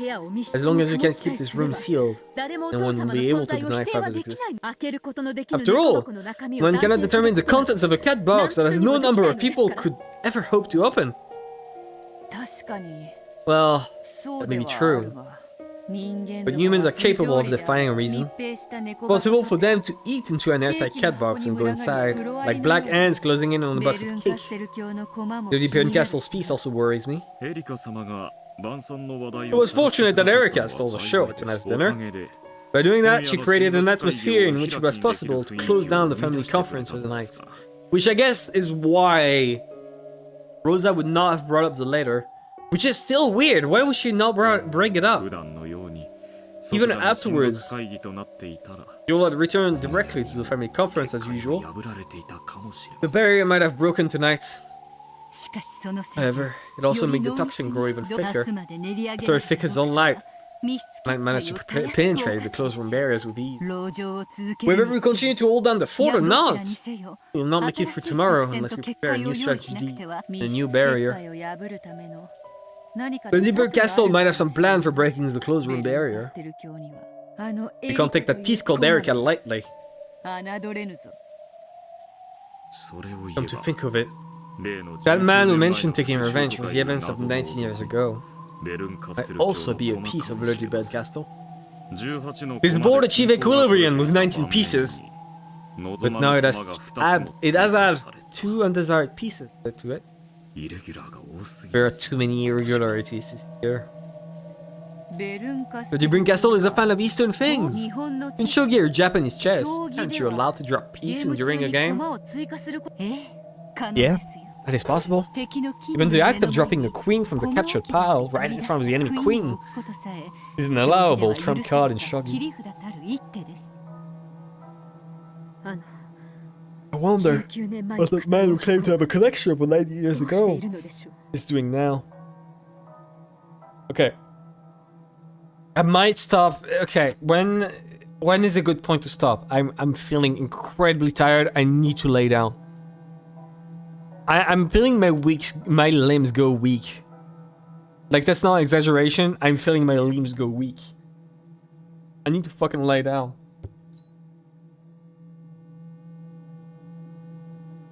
I don't know. Guess I'm gonna do it here. Up now. Yeah. Yeah. The episode was a bit on the long side, mostly because it's about like it was 2 hours of tackling the riddle and only the riddle. That was it. Which, you know, was already a part I didn't really like in episode 3. But at least it's a bit better here because there's no Evitress. So like that really helped. That really helped. All right. Thank you everyone for coming. Again, uploading everything on YouTube if you want to catch up or at least rewatch. Episode 4 is coming in like a short bit on YouTube, probably like 1 or 2 days. I upload every day at the same time until we're caught up. Got lovely Erica. True, but again, I will say again, I feel like you guys overhyped her way too much to the point where I got way too high expectations of her. And while I might have enjoyed her like properly if I wasn't introduced to her, I'm starting to worry that whatever expectations I have for her, I'm gonna ruin her. So I don't know. I hope it doesn't ruin her character. We'll need to see how she is like actual practice. Good night, everyone. Bye bye.